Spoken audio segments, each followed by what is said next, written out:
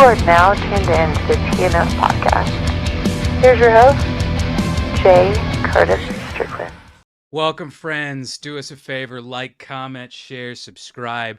Click on that bell for notifications. And if you're listening on Spotify or Apple Podcasts, give us a follow and give us a rating. That would be most excellent.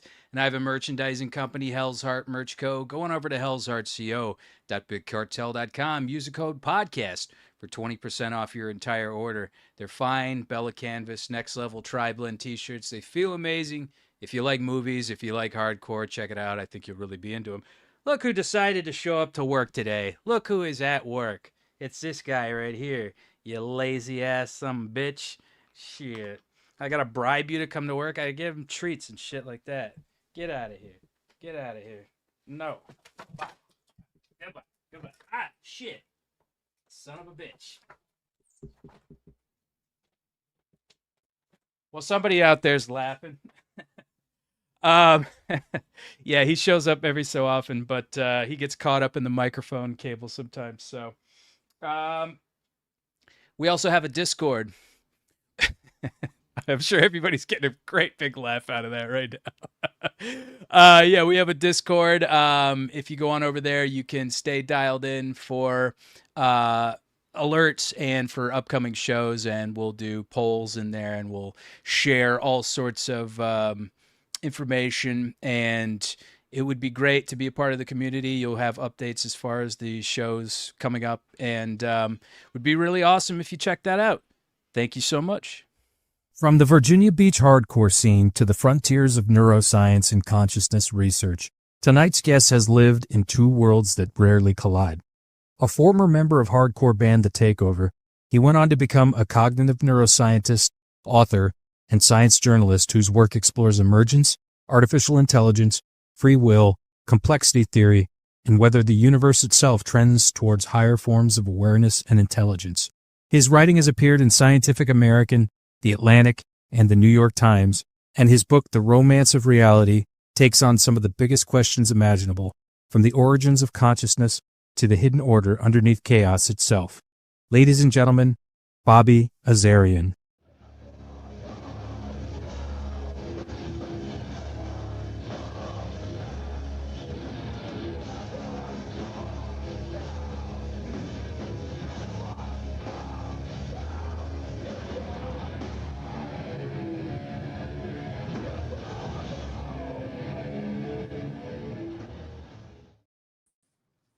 That dog is fired.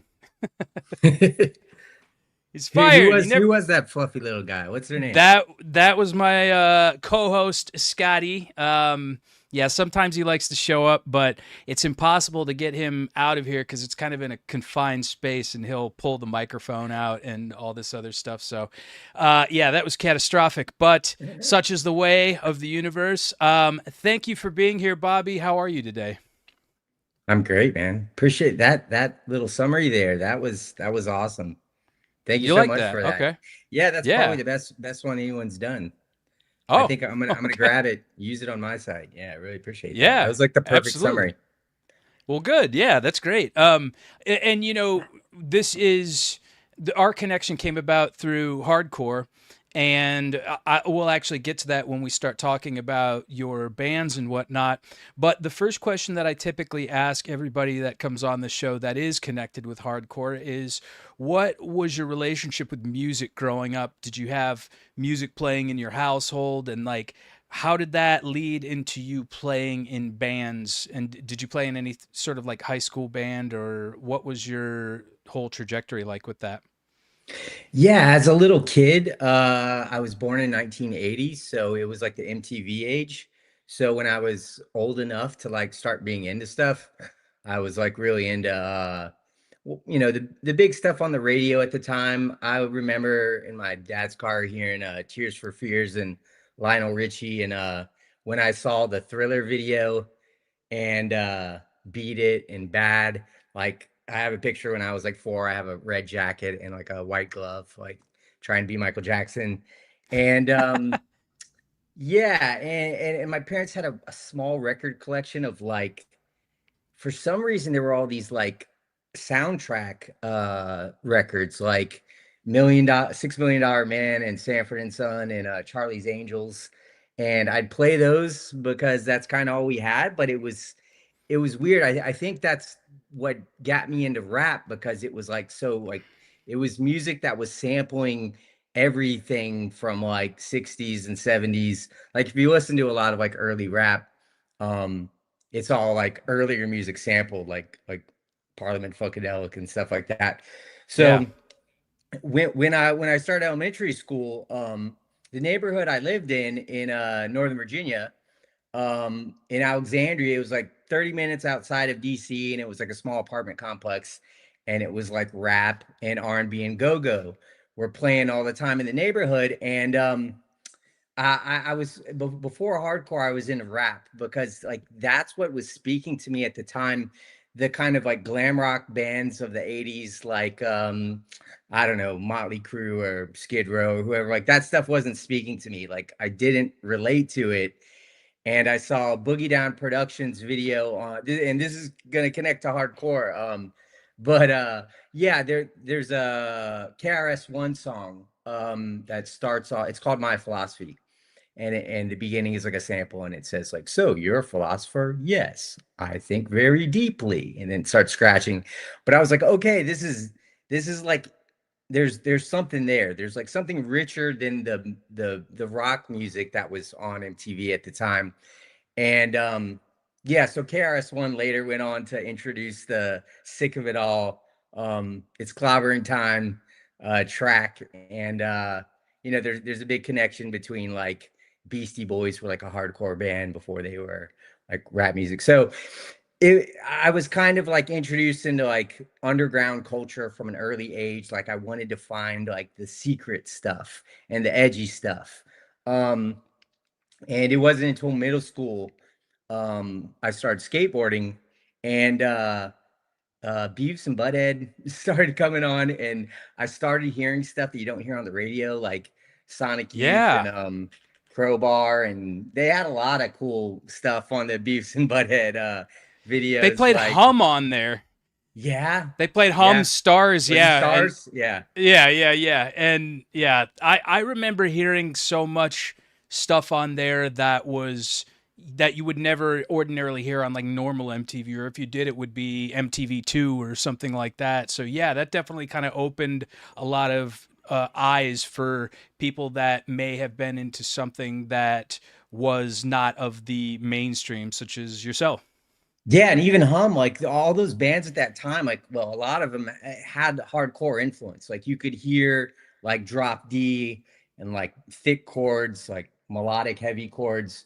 And yeah, so I started skateboarding, and I would leave my apartment complex and go to the suburbs across the street. And both my friends that I was skating with, um sorry, I keep getting a call. Let's try this. Both my friends that I was skating with had older brothers that played in bands. And so one was in a hardcore band. And so I was like 12 or 13, and it was like a gold mine because I suddenly had a friend with an older brother with like a big record collection of like obscure 7 inches. And it was stuff like um Outspoken, Snapcase, like early Snapcase, like Comatose, like stuff you can't even find now. In Point, and then the other friend's brother had like a Quicksand poster in his room. He listened to more like alternative and like post-hardcore stuff, but stuff like Jawbox and Jawbreaker. But through them, I was influenced by like punk and hardcore, and it was in the Thrasher magazines. Like that was kind of the big vector for like hardcore music to spread at the time. Like you would open up Thrasher and you would see like Revelation Records ads and Victory and some punk stuff like Fat Record stuff. But they even would come with a Victory sampler and a Revelation record sampler, and that had all like the quintessential stuff like Earth Crisis, Firestorm, and Strife, and Snapcase, and Dead Guy. And so yeah, basically, yeah, skateboarding was my entry into like a kind of like underground culture. And living in DC, or right outside of DC, there was that, big hardcore scene from like Discord Records and stuff. It's kind of like the home of hardcore, I'd say, with like Bad Brains and Minor Threat and Teen Idols. Um, so yeah, I was exposed to it that way, and I just thought it was like the coolest, weirdest thing ever. It gave me what rap gave me. It was like really intellectual, but it was really like underground, like it didn't sound polished, and really message oriented.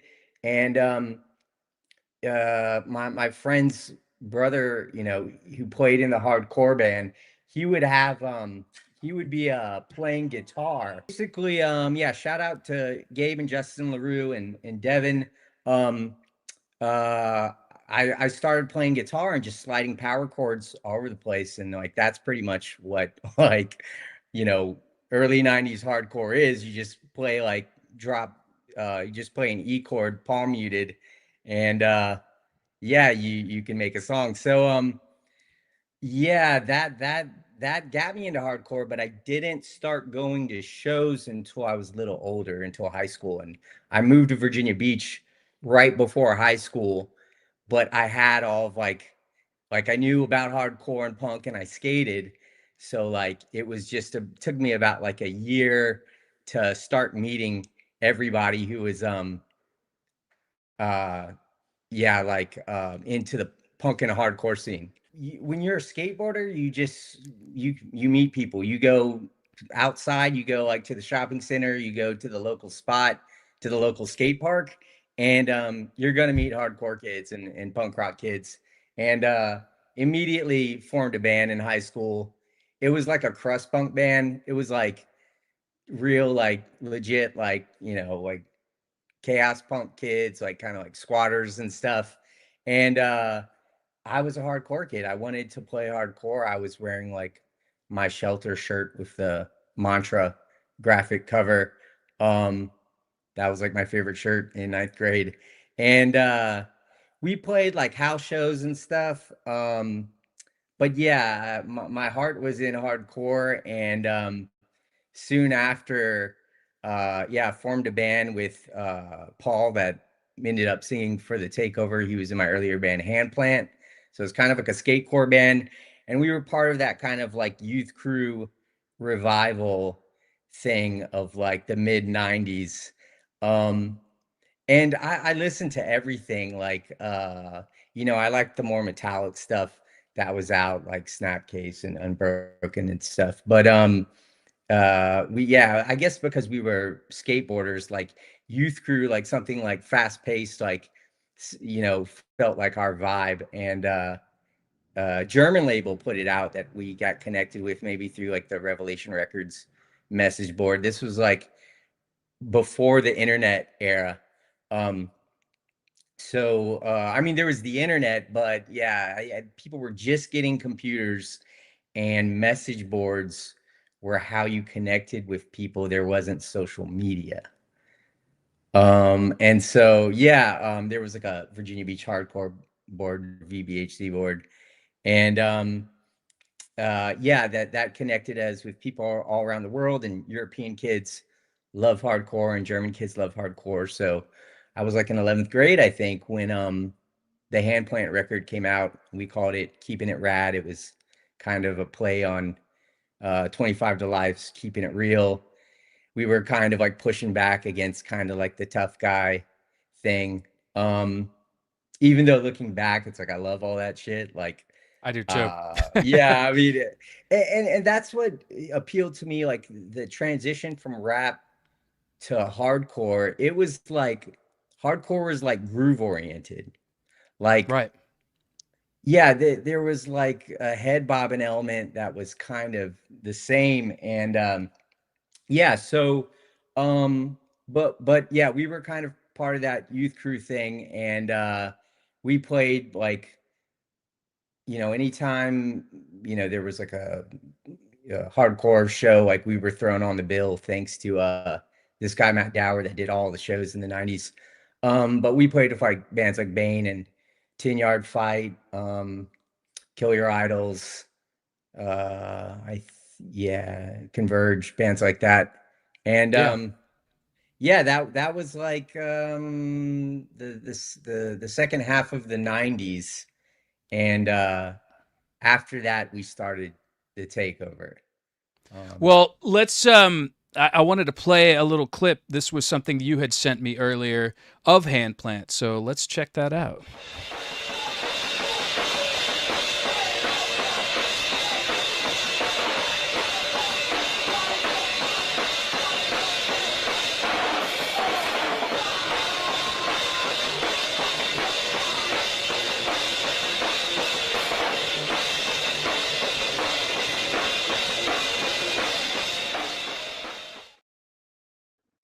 It's funny when I play these videos. Sometimes I have eyes on it from Facebook and whatnot, and when you play those really like low quality recordings, the amount of viewers just goes bloop like that and just drops like all of a sudden.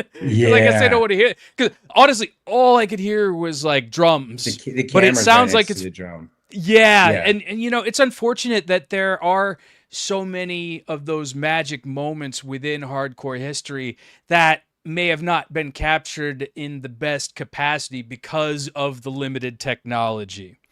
And it's really unfortunate, you know, because The, there's so many things that I wanted to see that exist, but in a very lo-fi format. If that, it's almost like on a cassette tape or like um, a demo recorded at like a small studio or something like that. It's almost like that kind of quality, you know? yeah, it's funny you mentioned that because like that's been on my mind as a big opportunity. I think we can take AI and take those old videos and Spruce them up. make them not grainy anymore. Yeah, I think I mean that's it's we're in this weird ass age of like AI where you can make it look perfect, but it can't it can't recover those details of the people's faces. So it would be Right, giving like the crowd like a kind of like artificial face if we were to make it like super, perfect like resolution. right. But yeah, I kind of want to do that. I kind of want to take all of the best old shows of like, the most epic. Yeah, and sometimes they're not even that crazy. Like the Inside Out shows, I was just recently like looking those up and seeing like, oh, were these like nuts? And it's like, oh, people are kind of chill. I mean, they're kind of going crazy, but it kind of looks like the shows we played. Um, but it's still Zach De La Roca, and he's like two-stepping and stuff. I'm like, this is wild, and you can see like you can, and it's really cool because the bands that got massive, like they had hardcore roots. Like hardcore birthed so many things, and it hasn't gotten the credit for any of it. But like there would be no Rage Against the Machine if there were no hardcore. Right. Deftones, I would say, come out of that. Um, Yeah. yeah, Deftones is a post-hardcore band. I, I, yeah, I, definitely. I think they are unfairly lumped in with nu metal just based on the types of groups that they were touring with at the time. I've had this discussion with Chris Enriquez from Spotlights, who actually toured with Deftones, and I was like, based on kind of the bands that they toured with in the future and the style and the kind of shift that they went through sonically, I I guess you could kind of classify them as new metal, but I almost feel like in a certain way it's kind of a dirty word, you know? Yeah, I mean, I think new metal was like mall kids that were kind of figuring out what hardcore was, and they made Right, like shitty versions in some cases. right. Not in the case of the Deftones, I think they were great. But yeah, it was like the powers that be, like the labels and MTV took the bands that ripped it off and did it in the most like, you know, the way that would resonate with like normies like around the world Right. most. And they made all the money. And yeah, I'd like to see the history books written and kind of give hardcore credit for all those things. I mean, birthing emo. I don't think the Yeah. average person realizes that emo came from hardcore. Like Rites of Spring is like cited as like the first like emo band. I don't Um, think the modern person knows what emo really is. Or yeah. screamo. You- Screamo. They call things screamo that I'm like, screamo? Like what? What are you talking about? Like with screamo being more like melodic hardcore or like modern metalcore. They call it screamo. I'm like, no, no, no, no, children, no, no, no. You have no yeah. idea. It's It, frustrating. it's funny because like in some of those terms like were legit like when they were first used, and then they get kind of reused for stuff that's not as good. Like, emo, for example. I mean, if you were talking to someone about emo in like 1992, we'd be talking about bands like Texas is the Reason or Falling Forward. Fugazi. Yeah. And then it became this thing that was like when you said like most people don't know what it is, like musically, like they can't name a band, but you have this image of like what like an emo kid looks like. But Right. yeah, all that came from hardcore, and then it became like radio stuff. I don't even know what those I'm trying to think of what the bands that became really huge and were just kind of ridiculous. Um, but yeah, like screamo, I mean, like a band like Frail or something. I feel like there were bands in like the early '90s that like that name made sense for. But yeah, and metalcore too. Like when you were talking about a band like Earth Crisis as opposed to like something like Gorilla Biscuits, um, you would call it like metalcore. It's like a style of hardcore. But I've seen people like be like, oh no, like metalcore is like trash. Those bands aren't metalcore. And it's like, well, Right. Right. so there's this relative thing where like, yeah, it's hard to even talk about genres without because yeah, I mean, in one sense, like if someone's like, "Do you like emo?" Like, no, it's the worst music in the world. But then I'm like, oh no, if you're talking about like Sunny Day Real Estate and Cap and Jazz and stuff like that, then I love emo. Mineral. Yeah. Mineral, yeah, Gloria Yeah, record. yeah. Stuff like that. Yeah, yeah. Oh man, I saw the Gloria record. They were amazing. Let's go back a little bit because you're talking about AI being able to enhance some of these performances and whatnot. And it's interesting because, as some people know, you were featured on the Joe Rogan Experience. And I was actually looking at some of the clips last night that you did. And, sometimes I just peruse clips that are on there in general. And there was a clip where he was talking to Mark Andreessen about the data centers that are being built in Utah and how Kevin O'Leary and Tucker Carlson had a discussion slash debate about those data centers. And I think Tucker was calling O'Leary out on a lot of these things. So moving forward into the future, it seems like a lot of this is going to be inevitable that not this is the future. This is how it's going to be, like almost like science fiction. Like I always tell people like, hey man, we're going to be living in the Terminator here in about like 20 years, you watch, but like, it just seems like there is no escaping this. We almost need to embrace it because it's not going anywhere. Now, you made it sound like you're a proponent of that, but do you think that there would be any sort of long-term consequences and repercussions as a result of the mass use of AI and data centers? Yeah, no, I'm for it and against it, like in the most extreme way possible. I think in the hands of evil people, it's and not sometimes these people think they're doing good. I think there's that saying, what is it? Yeah, it'll I know come to me. exactly. Yeah, I know what you're The saying. the Like, root of well, yeah. People who go it's ahead. What was something it? that yeah, no, yeah, people who think they're doing good um are the people that tend to do a lot of evil because they're justifying certain things like maybe they think that people can live forever if we use AI to bring about this like transhumanist vision. Um but no, Well, yeah, well, what nobody's were the you gonna say? villain in their own story.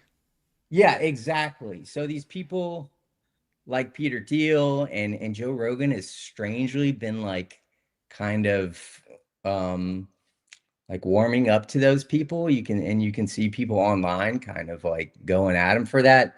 But Yeah, I noticed. these people, they want total control. They want to bring about a global surveillance state. And you can be sure that basically they're creating like psychological models of everyone in the data centers. Part of what that's being used for is like everybody is essentially being modeled. And it becomes really easy to sell you things, but also to influence you in elections. Basically, yeah, if you could see what they were doing in the back end, like we would kind of look like puppets. But when people become aware of this and start becoming aware of like the fact that they have agency, and I think, music's like part of that awakening. And like hardcore, when I got into it, like late 80s, early 90s, it was like kind of like where like punk had been framed as like nihilistic, like this was really like idealistic. And I think that's what attracted me to it. There was like meaning to the message compared to like metal or something. Like Slayer's like cool, but it's like theatrical. It's like, it doesn't feel real. Like hardcore music is like underground rap, like rap was when it first came out. It was like the culture and like the underground speaking. But I think we're on a super dangerous trajectory unless we get the AI out of the hands of those people or put like all these regulations on it. But it can be used as a tool to like for people like to organize and to come together and collaborate. Like if you're someone that's trying to start a label, you don't know how you're a hardcore kid, you're not a business major or something, you can get AI to give you like the plans for like the next year, and like you can basically like automate everything.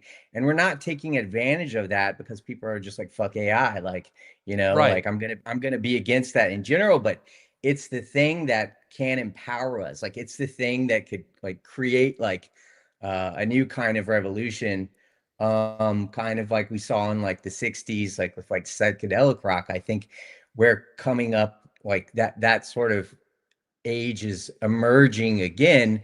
And I think hardcore music could play like a big role in that, if the community became aware as a whole of the power of music. Yeah. Who was that band? I think it was Creation is Crucifixion, had almost like a theme of like technological takeover and whatnot. Yeah. Oh, I love And that, creation. Yeah. well, yeah, they're from Virginia, aren't they? Or West Virginia or Pennsylvania? I can't remember. They weren't from Virginia, but I did see them play in Virginia Beach, and Okay. it was a great show. I saw them play, yeah, at this place called Cogan's, which is like a classic Virginia Beach place. But the only reason I say that because like yeah, I was obsessed with them, and they were pretty mysterious to me. They could have been from somewhere more north, but Well, I don't think so. I think they would have Bands been like in Orchid. yeah, I think they would have been in like the Pennsylvania, West Virginia area. And the reason I say this is because the fucking guitar player Scott has been on the show, so I should know this, but I didn't know because those bands like Zayo and Juliana Theory and Pensive and all them were kind of scattered throughout the states, like Pennsylvania and West Virginia. So I wasn't sure if there was a different location, but yeah, they kind of had the whole idea of like technology being like Yeah, bad, they were so weird, and the music sounded like it was created by AIs. Like the riffs right? were like so weird. I actually, I think, who was it? They went on. One of the guitarists went on. I think it might have been Training for Utopia, but I saw an article recently, and like they when they were trying to post their music, it was It was getting Zayo. flagged. It was Yeah, Zayo. it Okay, was yeah. Zayo. It So was Jeff so from Zayo. the Yeah. creation guy ended up playing in Zayo. Something happened where I don't remember why, but it said it was like related to like something in the creationist crucifixion files. Like it was like mistaking it for something that was already copyrighted, or they thought it was Oh, maybe. no, no, no, no. They thought it was AI created. Yeah, I got to go back and find out what the story From exactly what I was, under, but it was funny because like I was thinking creationist crucifixion sounds like machines making music, and maybe it maybe does. it, yeah, it flagged something like that. Yeah. Well, from what I understand, Jeff was saying that they were trying to upload it to Spotify or one of those music streaming services. And Zayo, as musicians, are just so damn good that I guess the predictive AI or whatever thought that they were, utilizing AI to make the music. And I don't know exactly how that works, but like even here on YouTube, you have to cite whether or not you have used AI or anything to alter your recordings or anything like that. So I think that's what was happening, and they just weren't able to upload it. And I think they actually, what it boiled down to was that they had to call Spotify or somebody like that. But that's where we're at now. Like it may come to the point where you are being impeded by AI. Like you can't get something done because AI says, no, we're not going to allow that. It's already doing that with the algorithms. Like if you're talking politics that it doesn't like, it's going to not show your stories to as Yeah, many people. Yeah, you get shadow banned by the AI, and then you try to put in a request. Like I've seen so many people that for no reasonable reason have gotten banned, and like you can't do anything because you're just fucking dealing with machines. It's like they right. can't even get a real person. So, and I think they use that as an excuse, like, oh, well, the Yes, AI made a mistake. It's like, no, you're censoring everyone. right. And yeah, you can be sure that, like, those companies like Palantir, like, they're not just like spying on people in Palestine and using it for war there. They're definitely spying on all of us and creating like predictive models Oh, and yeah. using it for who knows what. I mean, we saw Thomas Massey just lost. Um, there were some people speculating about whether Elon was helping like Trump, like basically like doing things with you know like data to basically just stack the odds against them. Of course, they put in some record like $38 million or something, but Yeah. yeah, we're very close to a brave new world. We're very close to an Orwellian society, and people have to talk about it. People have to do something about it.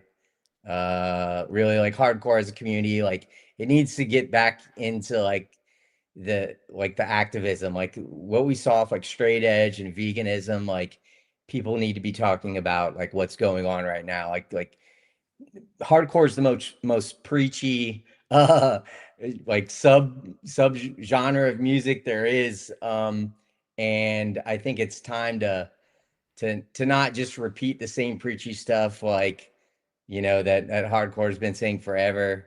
And yeah, straight edge is cool. I think it's like super important actually. Like as an older person, I'm like, wow, that's like that did something important for the world, and like that's a good movement. But I think it needs to get like more real about like what's going on right now, because it Right. absolutely is like, apocalyptic. Like we're on that ledge, but if we can course correct, like I think that's the tendency of things. It's like towards like higher complexity and towards progress. So when you have a situation like this, it's like the conditions are screaming for change, to quote a Uniform Choice. Yeah. No. Good reference there, by the way. In fact, side note here, we're going to be doing a Uniform Choice mock T-shirt, so be on the lookout for that. But a question I was going to ask you: have you ever seen THX 1138, George Lucas's first movie? No, what is that? Oh, It's a so pre-Star Wars. it's pre Star Wars. I want to say, yeah, I believe it's pre American Graffiti as well. But basically, the premise of it is that the machines have kind of not really taken over like in the Terminator Skynet sense, but everything that we utilize in the world is mechanized. Everything is machine oriented and whatnot. And so that brings us to the point in our society to where we don't have jobs, we don't have responsibilities, and everything is automated, and human beings are basically left to for like all they can do is like leisure, or like they don't really have Yeah, that's much to kind of brave contribute to brave new world sort of thing yeah. too. like keep them happy, keep them entertained, and Right. they'll go along with everything basically. Yeah. Soma, that was the drink in Brave New World. Soma, yeah, it's a really awesome movie, and I encourage anybody that hasn't seen it to watch it. But do you think that with the rise of AI, that because a lot of the white collar jobs are already being eliminated. Myself personally, like I do voice acting, and the threat of my job being taken over by AI. I mean, somebody could synthesize my voice based on these podcasts and just say, oh, whatever, or anyone, And so, do you think that eventually we'll be at a point to where we're not going to be able to work because AI has completely made it so that all the jobs are done by them? No, it's ridiculous. It's the most No. absurd. Yeah, yeah.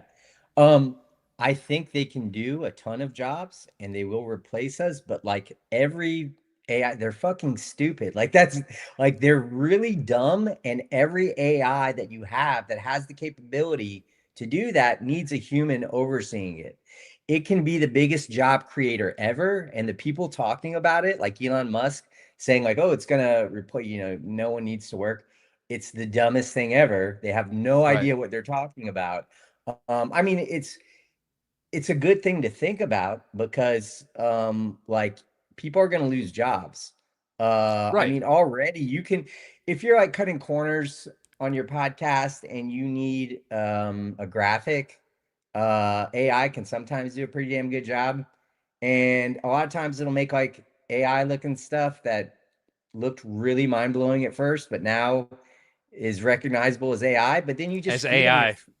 yeah, which is cool, which is interesting. Like, you still need humans, but you can feed it like your best artwork. You could feed it like your favorite hardcore albums, and then it's going to produce something really good. Like I just had an Exactly. artist, yeah, for my new book cover. The artist produced all this great stuff, but it wasn't perfect.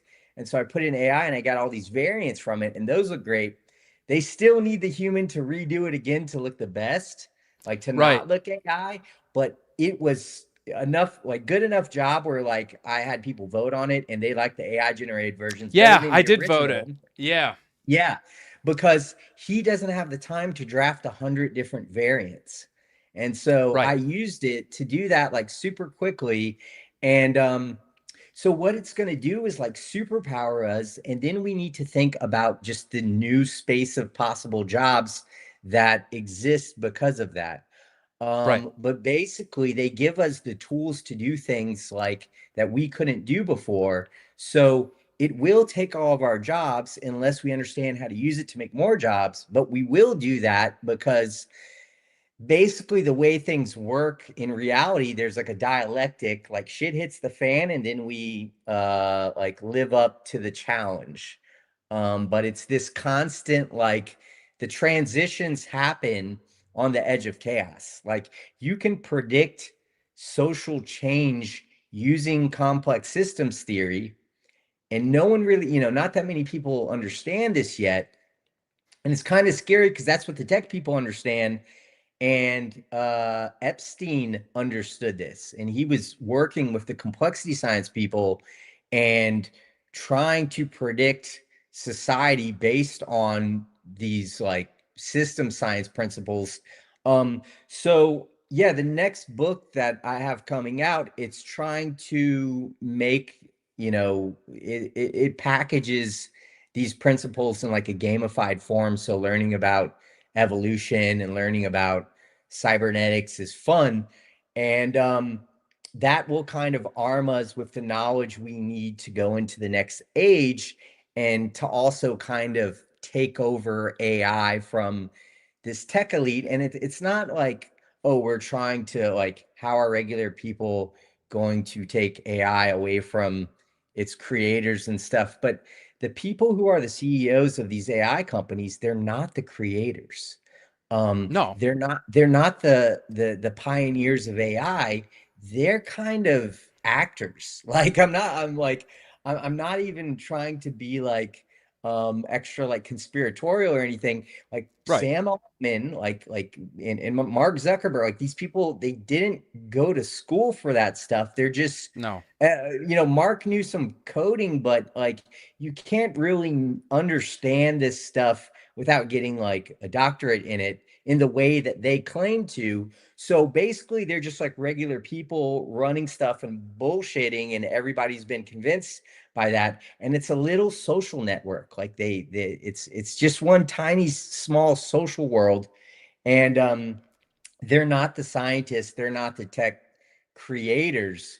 So we need to start like getting the people to crowdfund like and have like these big open source projects where kind of like counterculture, like people are coming together to create um AI. It's in sort of the way they were trying to do it with crypto, but like the system just corrupted that and took over that too. But Ethereum was kind of cool because it was like the Bitcoin technology, but you could build like it was like Web 3.0 where you could start doing these things like and this will come back and it's going to be something that I think like is really useful to regular people.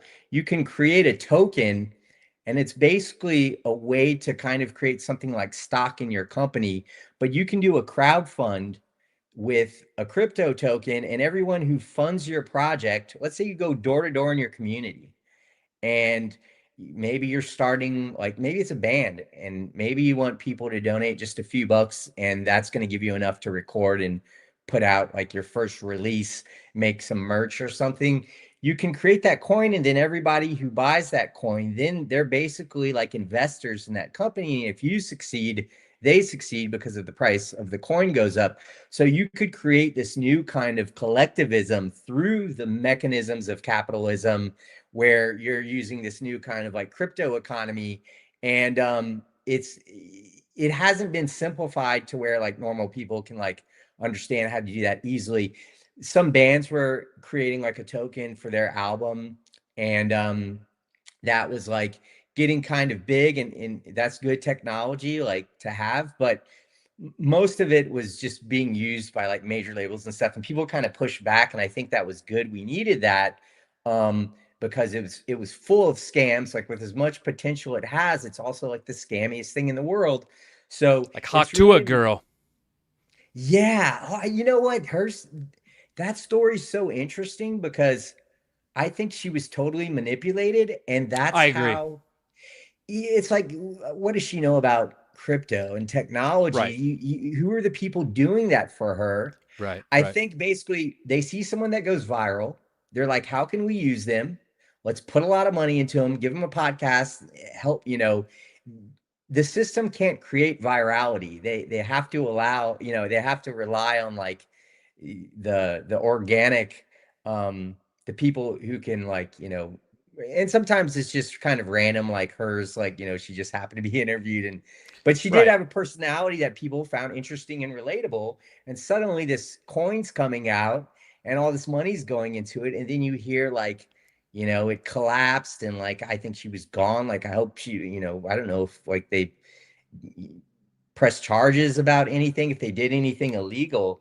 But it seems like if they look to see if people are gonna like be their puppet and tell their narrative, and if they don't, they kind of collapse that system on them, because it's Right. almost always made through some sort of sketchy means. um but yeah, so we're in a weird time where we have all this technology, and it's being used in like the sneakiest ways imaginable. Yeah. And people just got to become aware of it. But once we become aware of it, it's going to give us the power to like take over the system in the best way possible, like in the most like peaceful, like reasonable way possible. So yeah, I think it's good that people aren't responding to the corruption and the things that we're finding out with like, like a full-on revolution in the streets, because they would use that to um put in more like authoritarian measures. And so that's Right. kind of part of their plan. So it's kind of good that people aren't losing their mind right now about what's going on, because they use it against us. But at the same time, we can't let it become a new normal. Right. Because then we're in that Brave New World, the Lucas movie type scenario. So yeah, there needs to actually be a conscious awareness, the same way like, you know, Ray Capo and Cro-Mags and stuff are trying to spread Krishna consciousness. We Right. need to build a consciousness of like what this movement is. Like I think it is the Great Awakening, like spiritual and New Age people talked about, but it's really just where we have the information channels to see the entire system now. Like they can't like trick us anymore, because every time they try to do something, there's some, We're on to them. yeah, there's an independent journalist all like showing you like what's going on in the ground in Gaza, for example. And then you have like the Hate 56 guy like posting stuff. And yeah, we're on to them, and that's why I think like it's our game now. But they're going to try to basically, do like a kind of judo move where like the next, anytime there's any sort of like populist like movement or revolution, the name of the game is division. And if they can Right. divide us at that moment and find some new way to divide us, then the movement ends. But if we become aware of all that and start being clever about how we're doing stuff, I don't think there's any way to fight it. I agree. I agree. Let's go back to some of your bands here real quick.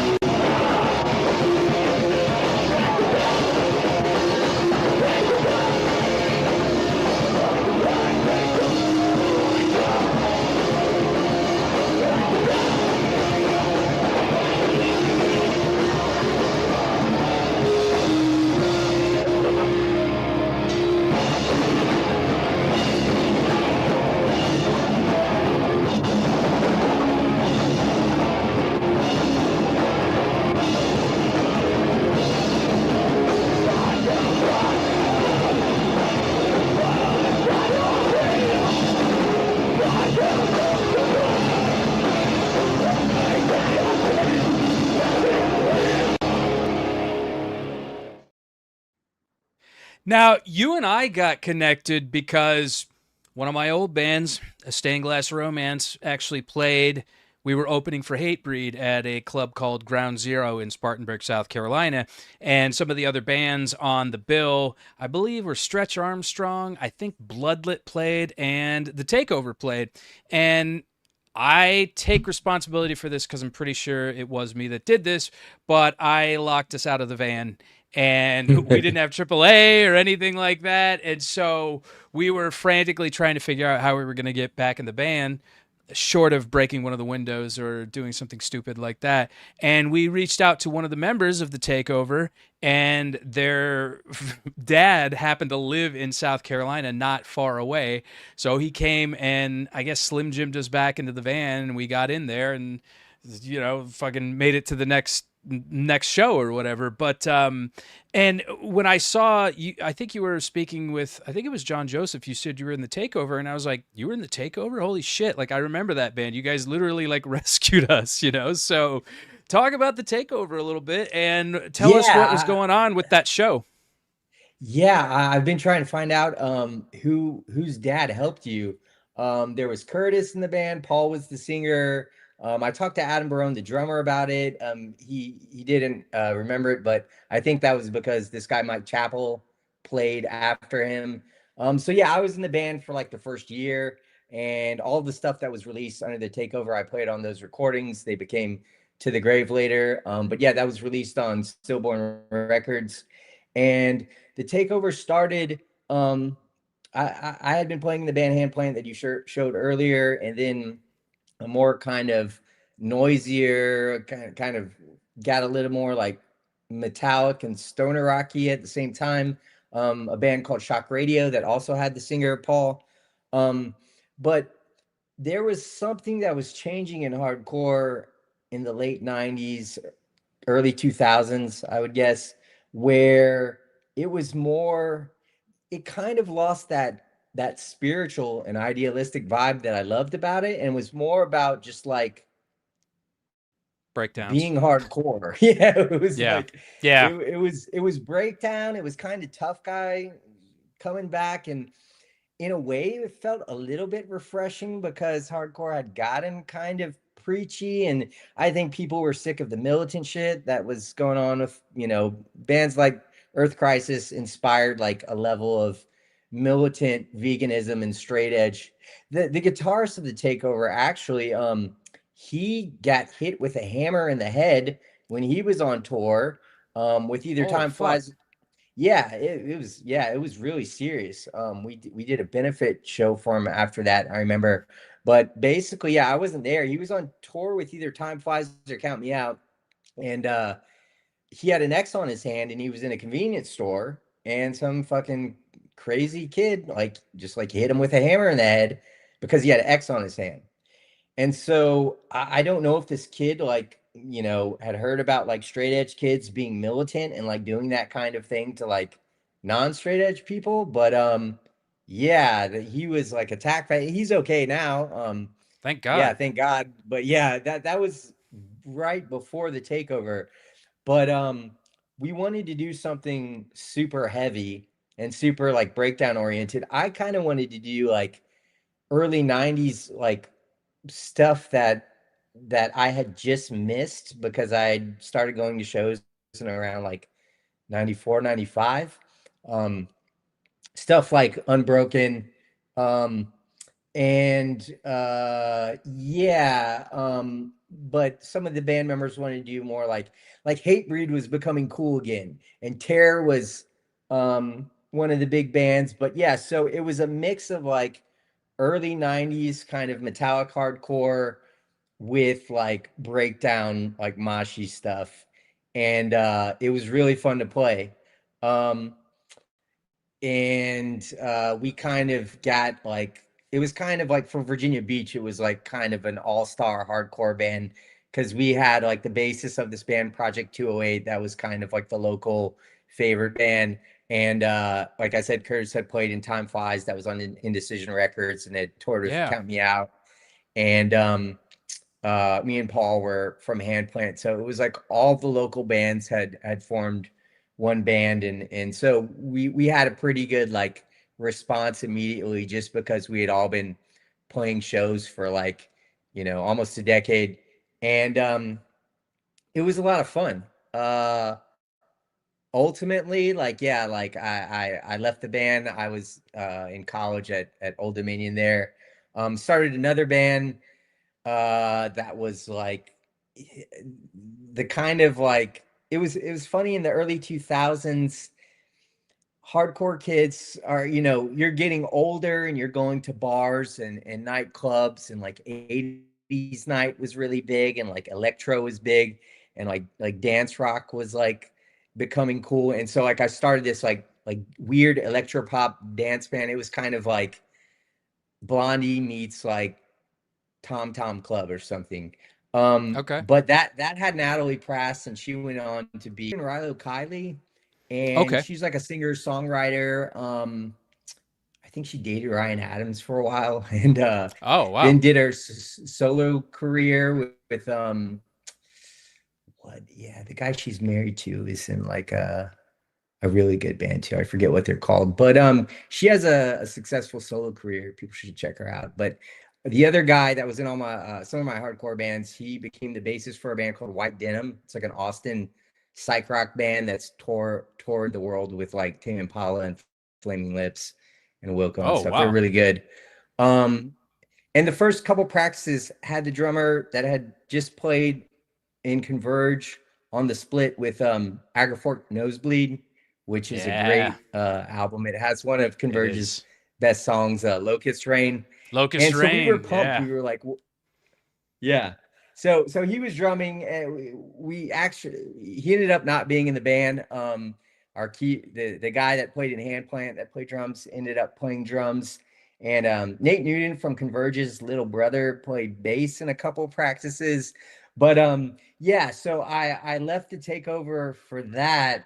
And that was kind of like, yeah, I guess my end in like of playing hardcore bands. But I've been wanting to come back to it. And that same drummer, he's in a hardcore band called Mean Jesus, that people should check out. But yeah, we're talking about starting something, and I want to start a label called Neuromantic Records, spelled Neuro.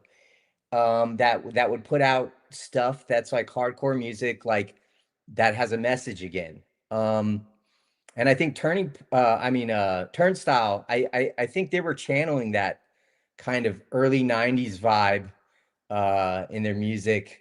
And I think like, yeah, them winning the Grammy, I think things are cyclical, and you can see that same spirit of like early 90s hardcore coming back. And yeah, I think there's like a big opportunity for bands that like have a real message, the way that like Four Walls Falling did, or like Chokehold or something, who's like very anti-war, and put a spotlight on like things like corruption and war. Yeah. And you guys were on Stillborn Records, and I seem to recall you said like you guys may have wished you had signed to a different label, like a Death Wish or somebody like that. Maybe you didn't Yeah, have the I best go of remember. it. The singer. I remember. I don't know if we were talking to Death Wish, but I remember. Yeah, I think that kind of being like on our mind, and that was like a really like kind of like trendy like label at the time, like putting out like moshy stuff. Um, but our friend Todd Breland, shout out to Todd. He was friends with Jamie Jasta, and we had just recorded a demo, and he wanted to put that out, and we were pretty stoked on that. And Hatebreed had just put out an album that like people were like going crazy for. And Perseverance. Fucking sick. yeah, yeah. Yeah, it was a great out. I mean, it's mosh core like distilled into its most like pure form. Totally. Um, Totally. so yeah, we got fancy CDs, but like yeah, it just says Bobby, like it just says our first names. Like I wish they would have at least like asked us our last names. And I remember that I think they gave us maybe a few, but I remember like Paul ran a distro, and he was like, yeah, I have to buy them for like $2 or $3. Like we got to buy our own CD, and to make a That's profit, we got to sell it. So that's pretty cool. yeah, I felt like it wasn't like he hooked up the tours, like the shows, um, but I don't think there was any like promotion or like online presence. So even though yeah, Takeover was touring, and I didn't do really any of that. Um, I felt like, yeah, that there was just too much noise. It wasn't really making a signal because it didn't really have any promotion behind it. Um, but yeah, my last show with them was at the Taj Mahal in the Cambridge area, and it was like this I think it's still there, this legendary um venue, and we played with oh no, the Middle East. I think it's called the Middle East. Um, but we played with Shadows Fall, and they're from that area, so there was like a big turnout. There was like close to 1,000 people. It was like the biggest show I had played at the time, and that or at all, I guess. But yeah, they didn't really know. They were like metal kids, and we were like pure hardcore, so it wasn't like the best show, but it was still cool um to travel. And yeah, and we'd play like Richmond and stuff and DC. But yeah, it was a fun time. I think I'm gonna reconnect with the singer. He's like one of my best friends growing up. We all skated together like throughout life. But yeah, so we might try to start something up if he's down.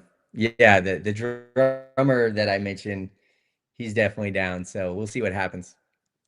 Excellent. I mean, I really enjoyed you guys' live show. You had mentioned that you weren't there, but Stillborn had a really good roster. They had a lot of really good bands. They put out like Risk Taken, and they did Sworn Enemy for I think As Real as It Gets and Yeah. whatnot. Yeah. we play shows of Sworn Enemy. Yeah, I think yeah, Paul was good friends with those guys. It was cool. That show that you played the clip that I'm playing guitar on, that I think that was with Terror and 18 Visions. And Oh wow. it was weird. I had this memory. I was like, I had this memory that had no context. Like it was just that I had smoked weed with Terror in their tour van. And I was like, is that real? And I was Probably. like trying to figure, and then I sent the bassist of the Takeover that clip, or like I posted as a story, and then he told me like, "Oh yeah, that was with Terry and 18." I'm like, it must have been that night, like, and then he was like, "Yeah, yeah, we smoked through the Terror." Oh So my that's weird. I God. thought those guys were straight because I had those at that age. It was like my early 20s. I just started college. It was like I had been straight edge before that. I saw somebody comment on a Chain of Strength video and say true till college. That was like pretty much my story. But I would drink before the shows. It would, make me be less nervous and Sure. perform better. And so I don't remember much of that. But yeah, I was like, okay, that was real. That wasn't a surreal dream. I guess those guys weren't straight edge. Yeah, that I think I have a weed smoking story with those guys. I can't remember, but yeah, it's always interesting when you have this impression of this band being straight edge and then you find out either some of the members aren't straight edge or the entire band's not straight edge. You're like you would think that they're singing about these things that it would kind of fall under a straight edge template, but yet it doesn't. It's kind of more Yeah, they generic than probably. I anything. mean, I don't know if they were like a straight edge band even. Um, Some of the but members yeah, were. I think Nick Jett, the drummer, is still straight edge. I don't want to speak for him, but I'm pretty sure yeah.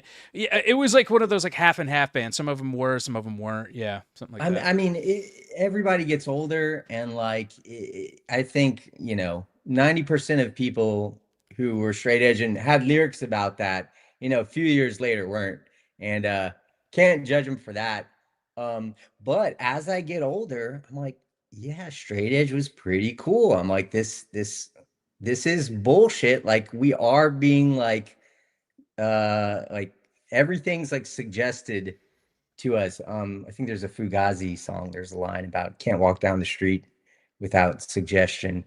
But yeah, so things that I thought were a little bit silly, like e- not exactly at the time, but I'm coming back to this Bane song, Superhero, and it's about like cigarettes. It's like she blows her brain right out her fucking mouth. I don't know how you do. Yeah, so and about quitting cigarettes, like I'm not a superhero. I'm not a superhero. The distance between hard and impossible is about 1,000 miles wide. So kind of profound stuff when I hear it now. And then I thought, it was kind of silly, like no smoking thing, like there's, it's cigarettes. But looking back, it's like we were being poisoned with like cancer, like, and it's still like a massive thing. Straight edge is like actually like a really needed movement. And you don't have to abstain from like everything, but the general idea of not letting those things trap us and rule our lives was like a really like profound, like smart, like movement. Um, and I think a lot of kids who grew up like in that environment come back to it later and live Right. a healthy lifestyle that they wouldn't have if they had never heard about straight edge. Agreed. Agreed. And it is one of those things too where is it really important to have a label? You can be sober, drug free, or not even necessarily call yourself anything. It does seem to be one of those things where people want kind of that collective aspect Yeah, to where they that's want to the feel like part of a downside of it. group or something. Yeah, yeah, Yeah. yeah.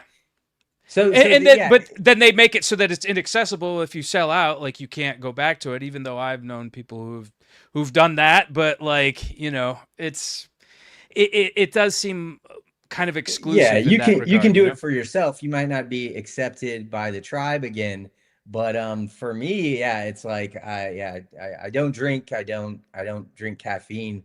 Um and yeah, I kind of identify from those songs and like I'm working on putting the new book into like a TV series format, and like music's going to be a big part of it, and like what I call like meta music, which is like socially conscious music. I think it started kind of with like the psychedelic rock movement, but I would consider like rap, like early rap especially, like meta music, and hardcore to be meta music. And I'm taking like, I've just been listening to stuff in the background for like the last few years as I write, and when a lyric catches my ear as being related to this kind of movement that I think needs to happen, I catalog that. And like now basically I have everything for like, it's like a script of like a Cosmos style science series, but like every theme that you can think of has like a hardcore or like a hip hop song like mapped onto it to like transition into that.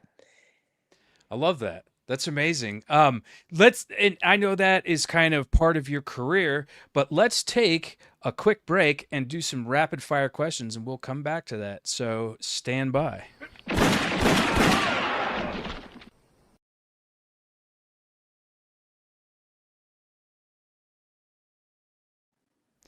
Okay, here we go. Pineapple on pizza, yes or no? Absolutely. Al Pastor tacos have meat and pineapple, and it's the best thing ever. Why not put it on pizza? Hell yeah. All right. Keep, Sports fan?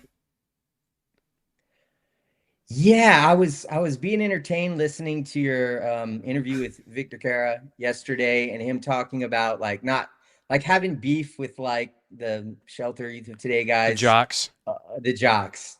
And I grew up doing like taekwondo and playing some sports, and the jock thing was kind of like cool to me. That's why I kind of related to it. But at the same time, I was a skateboarder, so I was like trying to kind of rebel against the jock thing. But yeah, I thought bands like 10 Yard Fight um were cool. I thought yeah, having that element, but you don't want to get carried away with it. Like Right. there's a line.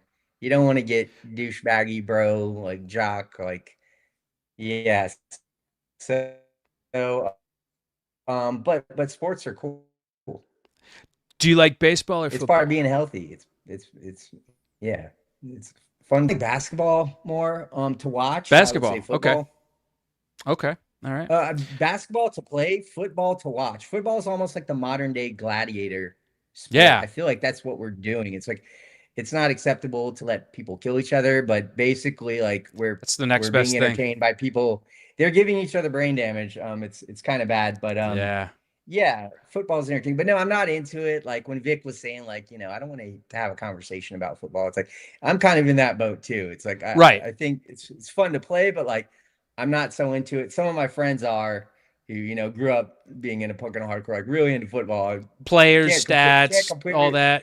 yeah, Yeah. I can't completely relate, but I'm not a hater.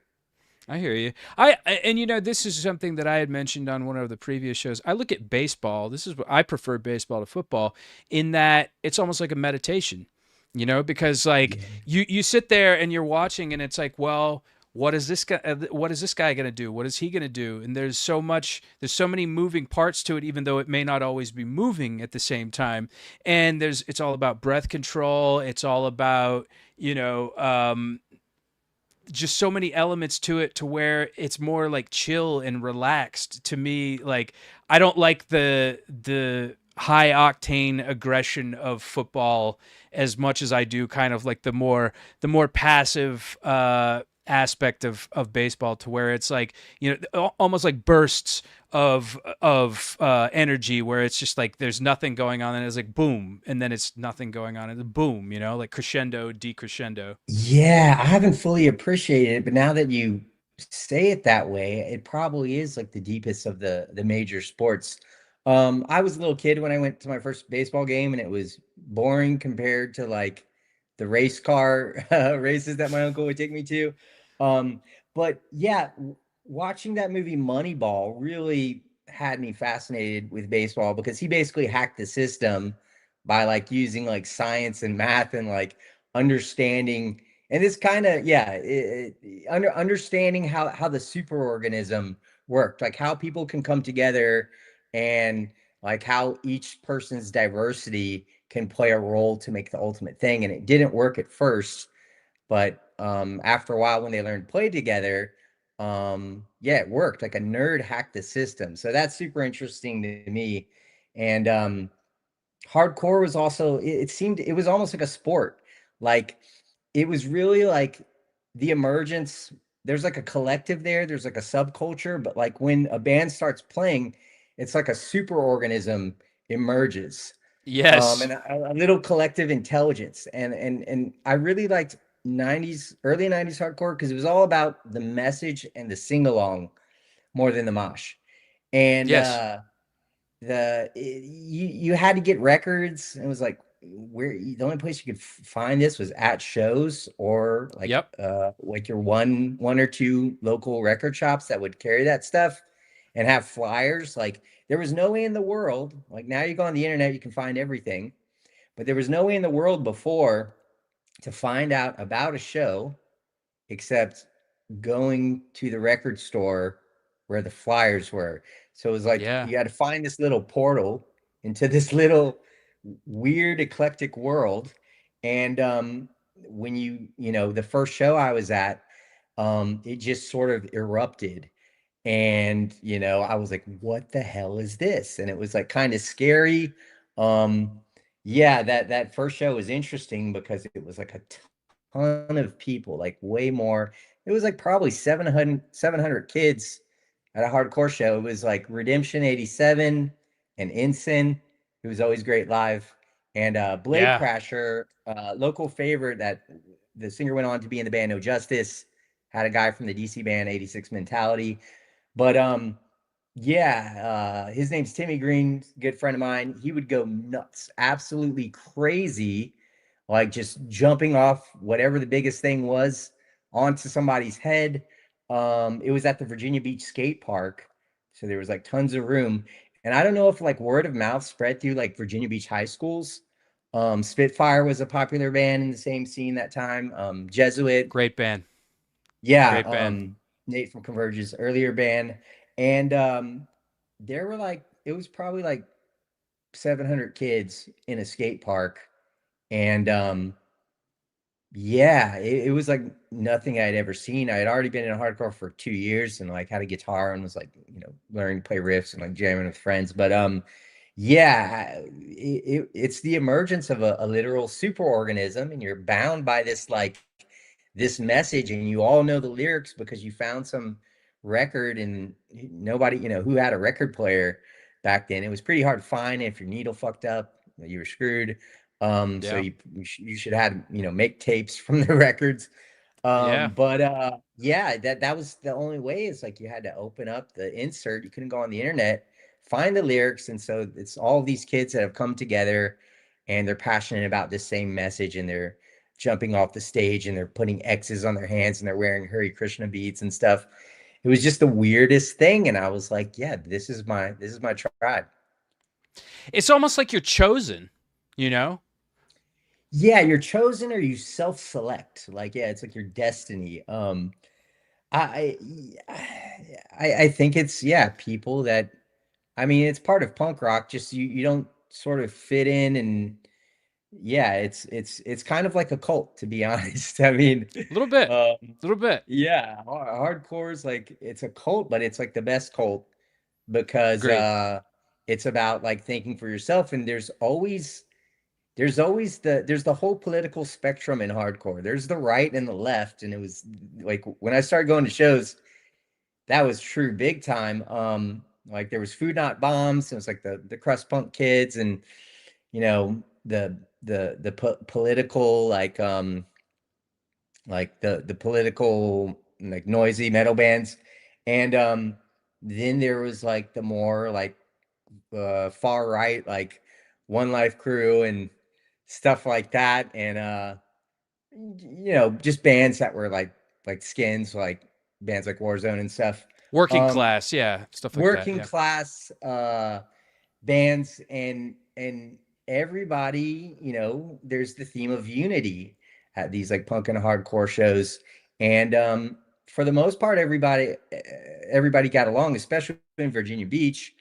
But yeah, it was kind of like a little microcosm of the world, and I think it's like a good model for the world. I mean, there are some shitheads in hardcore. There are definitely some, um, you know, people that, maybe kind of went off the rails. Some people I think that people say that about, they totally haven't. People like John Joseph were like mostly right about everything he was saying. But Yeah. yeah, hardcore is like self-correcting too. Like Yeah. if someone's doing something wrong, like yeah, they're gonna get like handled. I mean, it's a kind of a scary scene, but in a way that makes it safe because it's self-correcting in the way that some other like scenes and cultures aren't. Like they can get culty and dangerous, and they're filled with people that are like manipulative and stuff. So hardcore's it's definitely culty, but it's more of a model of how you can have like a really message oriented music and scene that remains independent and kind of anti, like against the system or the status quo. Yeah, definitely. All right, next question. Burn to death or drown? Oh shit. Neither would be pleasant, but I'm thinking drowning. I think burning is the worst probably That's what I ever. think Like, too. Yeah. yeah, Yeah. the filling up your lungs thing, it would be pretty terrible, but like, yeah, burning would be bad. I guess it would depend on how fast, because if you were just like annihilated, like really quickly, like incinerated, it wouldn't be as bad, but like No. go like dying in like a Slow fire, like burn. even like a house fire, like Yeah. it's yeah, that's traumatic. Like I wish that on no one, but yeah, I'd have to go with drowning. All right. Star Trek or Star Wars? Um, Star Wars, definitely. Really? Okay. Well, so no, well, if we're looking at like all of the ideas that came, like all of the different philosophies that predicted like real technologies, like all of that, like episodes, like you can probably find everything that exists right now, some seed for it in Star Trek. But Star Wars just had more soul. Like it's something that like captured the imagination of everyone. I mean, I think you have to be pretty nerdy to like Star Trek, but like You do. everyone likes Star Wars. Yeah, Star Wars is definitely a little bit more universal. I this is this is a comparison that this channel Red Letter Media makes. They said Star Wars is like Walmart, to whereas Star Trek is like Neiman Marcus. I was like, I guess that's Yeah, pretty I'd accurate, say that's But right. but in that I always recommend the Star Trek movies to people, the original. Those are have a lot of heart and soul, and that's how I kind of got into the series. But I'm on the fence. Like Yeah, I I need definitely to go like. back and watch those originals. So when I was a kid, I loved it. But yeah, I'm learning there's more depth in Star Wars than I knew. Because it started as a movie where a lot of things start as books, like Lord of the Rings, for example, has so much to pull from because there's so much of a rich story like in the written works. But my son, who's about to turn 5, he was asking me about it was like, were the stormtroopers or the clone troopers, like, were they bad or good? Because it's not always so clear. And when I looked it up, I was like, in episode 2, they were actually like fighting for the good guys. But For the the protagonist, yeah. yeah, for what was interesting is like the blog I found, the person was saying that like they had talked to George Lucas, and that the stormtroopers are, they sound like average, like status quo, like policemen or any other workforce. Like they weren't evil people. They thought they were working, like they thought the evil empire wasn't evil. They were just following orders. And yeah, it kind of made, it was more like it reminded me of today, of where like so many people that if you're just not aware of the level of corruption, and really until like a lot of the recent revelations in the last year or two, there was no way to really know like how much shit was going on that we didn't know about, and how deep the corruption went. Um, if you don't know that and you're just like a regular like, government employee, or like some, one of these federal workers, um, you might think that, you're working for the good guy. But yeah, so apparently the emperor and all of them, they were really sneaky, and they must have had a big propaganda campaign convincing everybody that they were, they probably had some collectivist narrative like, yeah, we need to unite everybody under one Yeah. system. But thank God for the rebels. Yeah, so we need rebels. Of course, of course. The Alliance to Restore the Republic. Let's see here. Favorite book of all time? Does it have to be fiction, or could it be nonfiction? No, could be nonfiction. Yeah, there's two books that come to mind. Roger Penrose is a mathematician. He was like Stephen Hawking's like graduate school advisor. They got the Nobel Prize together for like the black hole and singularity stuff. He wrote a book called The Emperor's New Mind, which is all about the mystery of consciousness.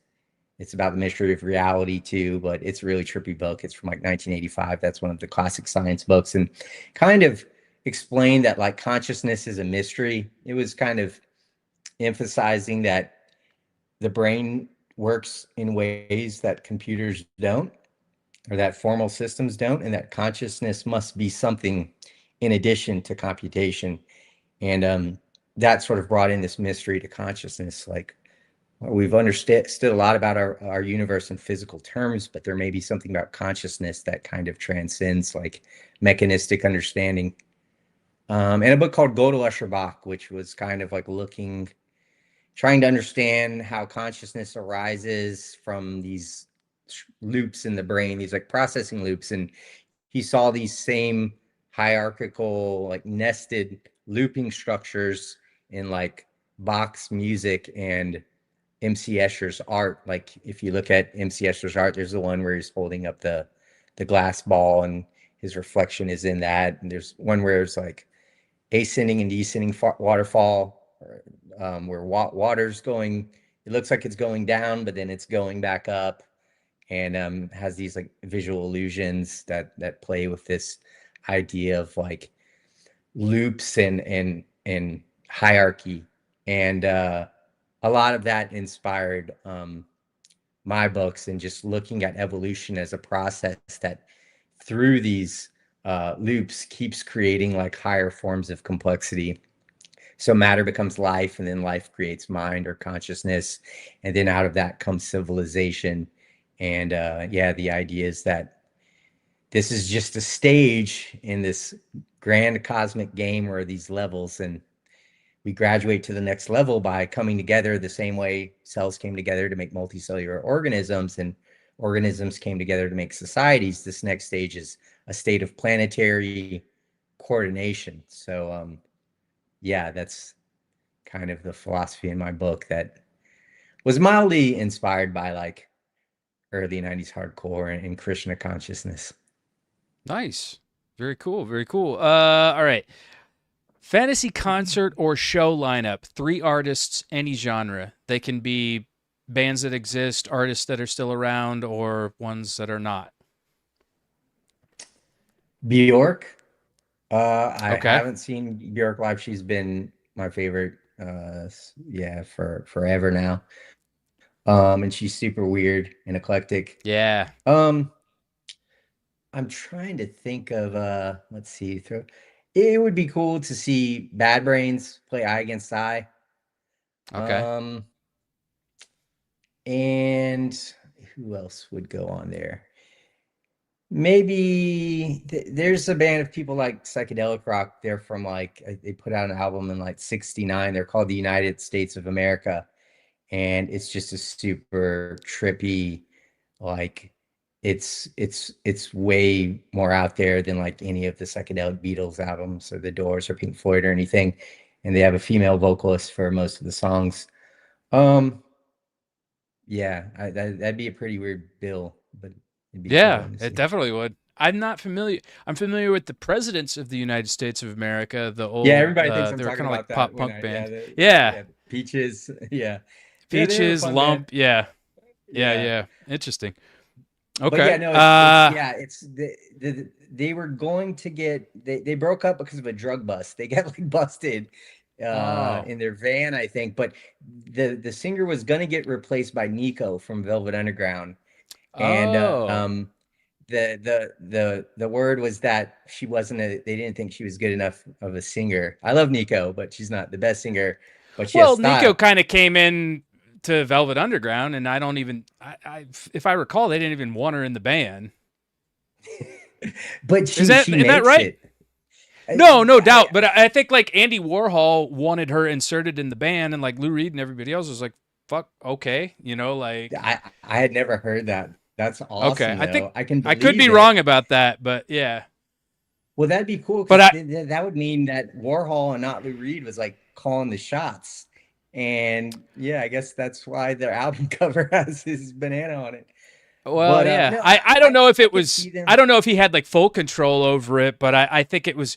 Because he had uh the factory or whatever, and Yeah. like that he was kind of hugely influential of a bunch of the artists that work off there. So I don't think it was so much that Lou Reed didn't have control over it, so as much like Andy Warhol was just trying to kind of like put his stamp on it, if that makes Yeah, sense. no, it sounds like the perfect marketing decision. I think she was like already kind of famous as just like a hipster in the scene.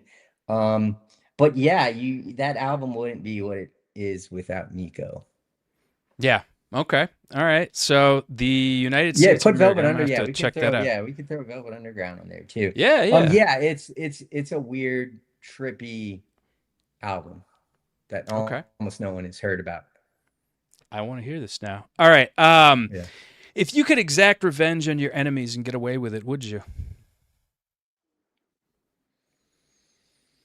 Not on any personal enemies. There are people in the world that I don't think should have the power that they have, but yeah, it wouldn't be so much about like I wouldn't want to cause anyone pain, but it would be yeah, I feel like society has an ethical responsibility to get some people to, in a very peaceful way, to get some people out of positions of power. And I won't name any names, but yeah, no, I wouldn't go for anything like that. But at the same time, like you can't be like the perfect hippie. Um, I use this term like you got to be like a warrior monk. You got to be like a monk who is peaceful, but when it's time to fight, like yeah, you gotta do something. Shaolin. Yeah. Yeah. Yeah. Exactly. I've been watching all those the Wu-Tang series, and like that principle was embodied in a movie. I think it might be called not Enter Enter the the 36 Chambers. it was named, I think it's called Enter the Shaolin. It's where the Wu-Tang thing came from, but Right. it was a Shaolin temple, but the name's not exactly the same. And Okay. it's Gordon Liu. It's the guy, he's the star of it, and he was the guy Kill who was Bill. in Kill Bill. Yep. Yeah. And in the movie, well, maybe I'm confusing two of his movies, but yeah, in one of them, he joined the Shaolin Temple. No, I think it's the same one. But they were all about like keeping it in the temple too, and not really having any sort of like political agenda with it. But his thing was he wanted to learn um the art to then take it to the common person and like empower the world, and they were against that, so he kind of had to go against that. But yeah, that mindset like made a lot of sense to me. Okay. Let's see here. Favorite film or novel, fictional, that deals with artificial intelligence. I really liked Ex Machina. Yeah. Alex Garland made it, and yeah, Yeah. they were asking whether the woman, it was an AI, and you could clearly see that, you could see through some parts of her, but was she conscious or not? And that's like the question that we have right now. It's like our AI chatbots are starting to seem pretty damn realistic. So it's a Yeah. real question that and people disagree. Like Jeffrey Hinton, one of the godfathers of AI, thinks that our LLMs are conscious in some way. Richard Dawkins got a lot of flack for just saying that recently. So yeah, definitely that Her, Spike Jonze's movie Her with That's a Joaquin, fantastic movie. Oh, yeah, it's so Joaquin good. Phoenix and Scarlett Johansson. Um, and it was like when he had the phone and Scarlett was the AI, it seemed like so far off, like so like, yeah, maybe someday in like 3000 or something, but like we're there, like your AI Yeah. is almost not quite there, but almost as convincing as Scarlett Johansson's character in that movie. So Yeah. Yeah, it's getting there, man. It's rapidly progressing. Favorite dystopian film or novel? the movie Children of Men, I thought was it's dystopian and dark. It's basically no one can have a kid. And there's one pregnant woman and they're like protecting her. They're like, how But did this happen? Yeah. how did this happen? And it doesn't really explain like why can't people have kids? And like it's something with this, like some sort of authoritarian system to control, and um it's Wasn't left it a disease or ambiguous. something? Oh, they never explained it. I think it's purposely left ambiguous, but yeah, and that was made by Alejandro Inarritu, Mexican Oh, director that's right. who That's did right. The Revenant. Wait, sorry. Alfonso Cuarón did Children of Men. He's Cuarón. Yeah, also that's a right. Mexican director, but Yeah. Inarritu's great too. But yeah, different guy. Yeah, yeah. Um, yeah, to go back to Alex Garland, what did you think of Annihilation? I was kind of underwhelmed. I liked the vibe. I Okay. thought the organic, like weird stuff, it was like really creepy, and I thought it was good. But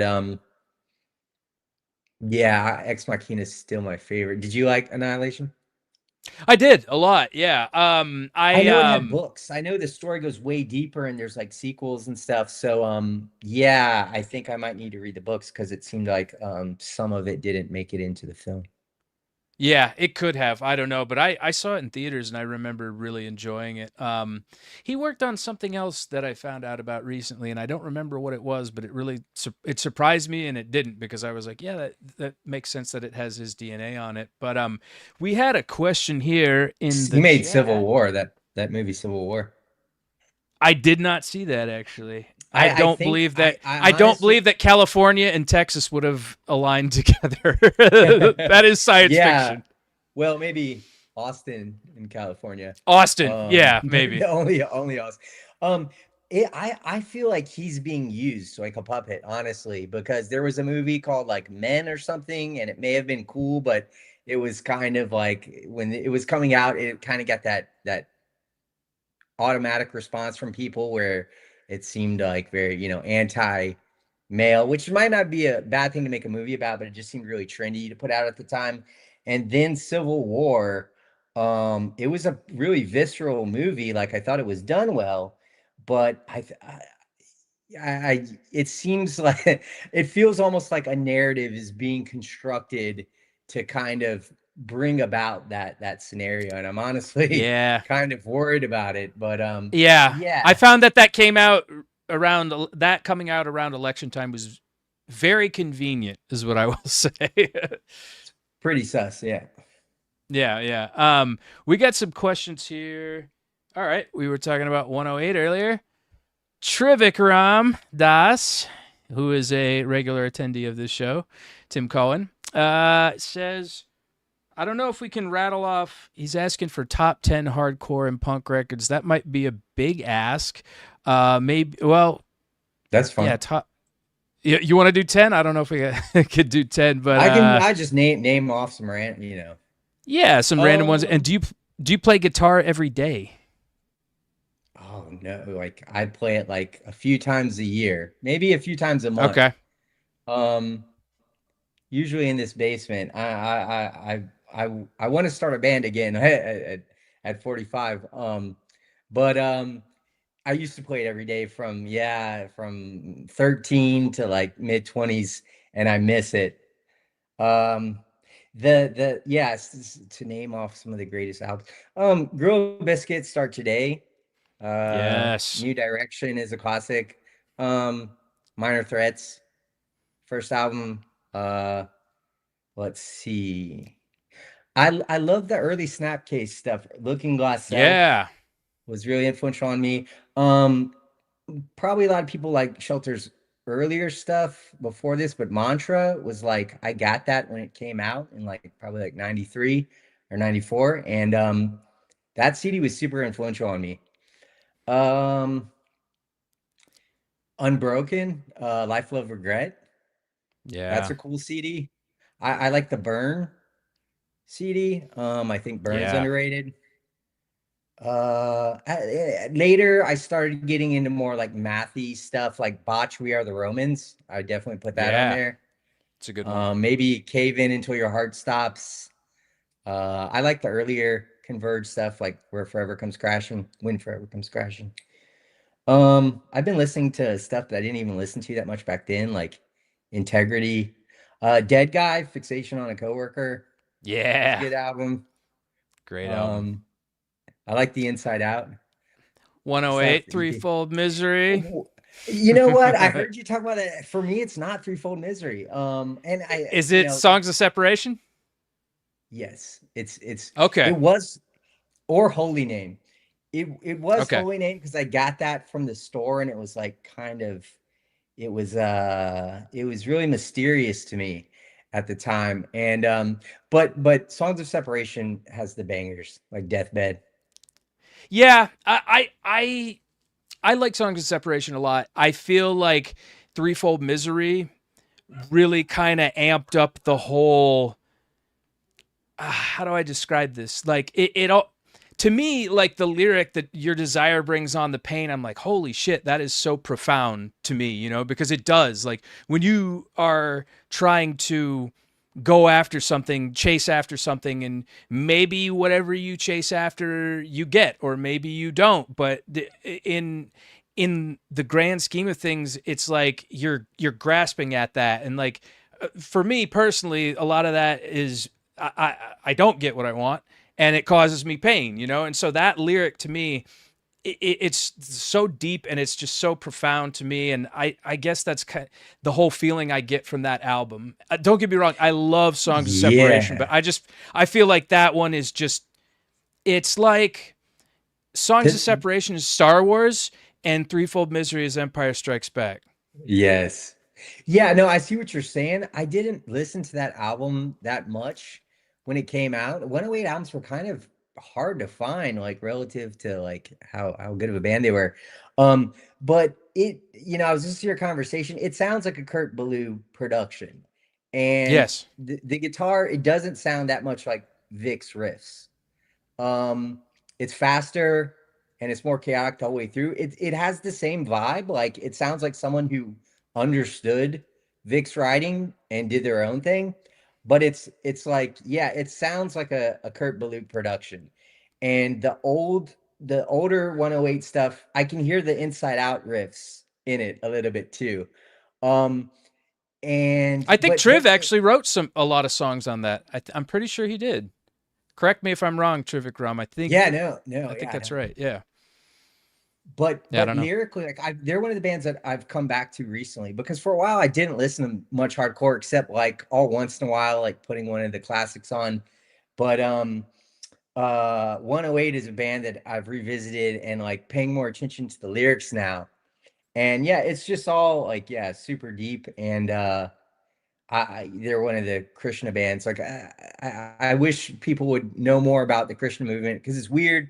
I don't necessarily think it should be the thing that comes back. It should be maybe more of a general like metacore or spirit core thing, and it could have room for that. Yeah, hearing all those stories from John Joseph about like the nightmares of like the ISKCON people and stuff. And yeah, you're part of that community. I'm sure you know about that better than anyone. Yeah. But it gave, and Shelter Attaining the Supreme, I've come back to that.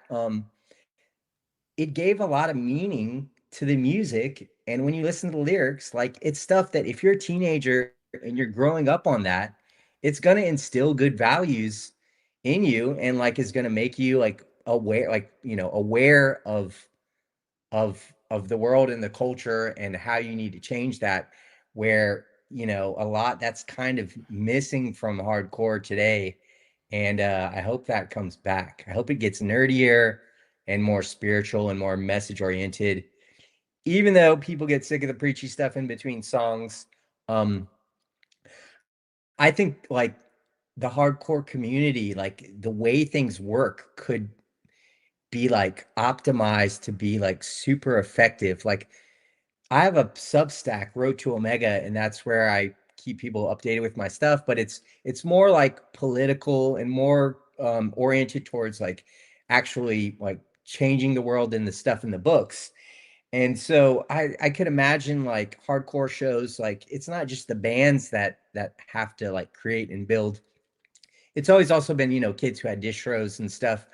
But at the distro table, like what if everybody who, was part of the scene had like a Substack or a blog, and whether it's just writing about music, people keeping people up to date on like where shows are and stuff, or like more about like the message, or like like a Krishna blog or straight edge blog or vegan blog or whatever. But now I think there's a much clearer message. Why not have the people that are doing that be just as important as the people in the band? So you could have business cards be a thing for people, and you go and you put, everybody has their card on the distro table, basically the way we spread flyers, and then people like network to actually like do things. When I was going to shows, it was really like the big local shows. I remember there was like a smoke free show, and they gave away smoke free shirts, and there were Food Not Bombs show where they were like raising money and food for the homeless. And it was really used for that. And you felt that community. It wasn't just like people that were into stuff online and you show up at the show. So I think like hardcore can be used to like be more of a tool for social change. And it's kind of always been about that. But you got to do it in a way that's not lame. You got to do it in a way that doesn't annoy people. And Right. so that's kind of just what you got to figure out. But I 100. think I think we're coming up on an era like that again. I agree. I think you're absolutely right. And I wanted to, because what you do as a day job is you are a neuroscientist, you are an author, you work in the psychological field. What compelled you to take those paths specifically? Like, and was that something that you were already kind of looking into when you were in the takeover, or was that like you'd left the takeover and then you decided to go along that path?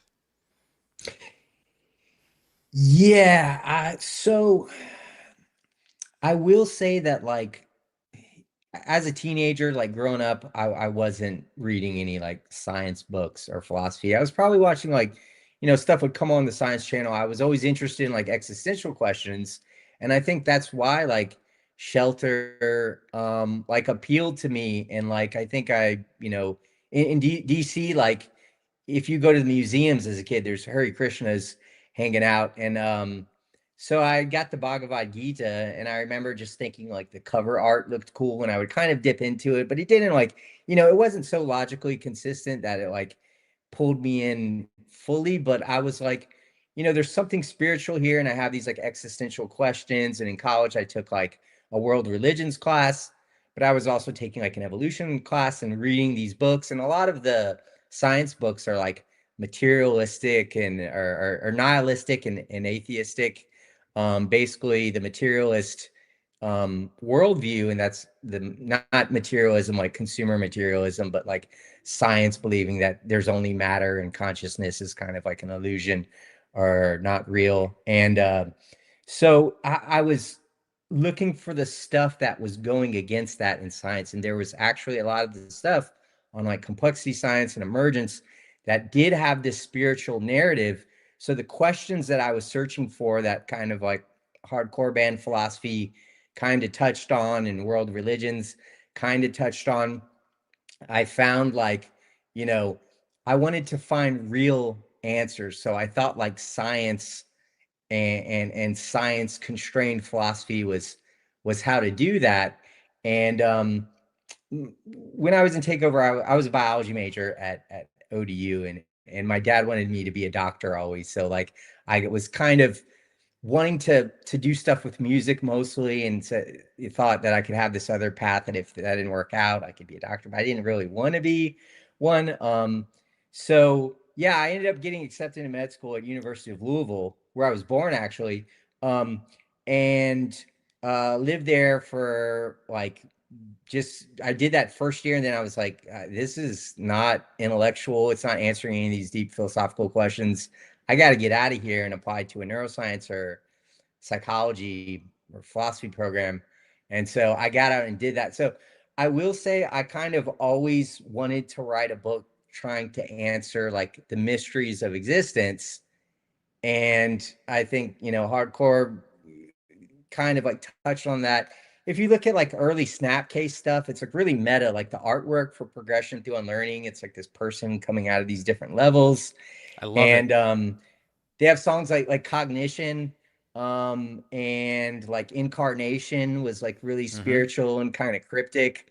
So yeah, I wanted more of that, and where like Vic went towards like the Krishna stuff, like deeper and deeper, and then, you know, created his own kind of philosophy. I looked to science and philosophy for that, but it kind of brought me back around to like spirituality, and I'm seeing that the music and the intellectual interests weren't completely separate. Well, and I think that's something that you touched upon in the Rogan interview too, is saying that the universe is almost like a living entity. I think it's a developing organism. Yeah, it's waking up, and like it does so very slowly at first. And life is like when knowledge is first created in an inanimate universe. And then that's like a seed, and you can't stop it because it's always evolving through this variation and selection process. So it like mutates and it finds all these forms, and then a lot of those die and they get filtered out, but the ones that didn't die make copies of themselves with a little bit of variation. So you can't stop it. It's just this thing that keeps going. And I think that's the universe. Life and conscious agents represent inanimate reality becoming aware of itself. And Carl Sagan has this statement, we are a way for the universe to know itself.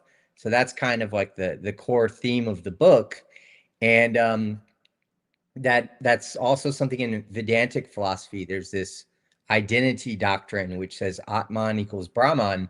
Atman is the name for individual consciousness, and Brahman is like everything, like the cosmic intelligence. And it's saying that like you're just one perspective of this larger consciousness, and everyone's kind of the same because you're participating in the same process, and you're all part of this cosmic intelligence, and you're just seeing like your little fraction of the world, but it's all one interconnected system.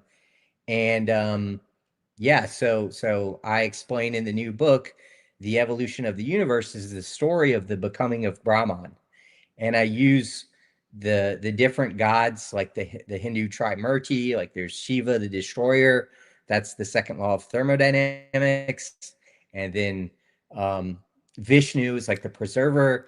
That's kind of the yeah, Vishnu is so the synthesis of order and chaos. So it's like the synthesis of like Shiva and Brahma.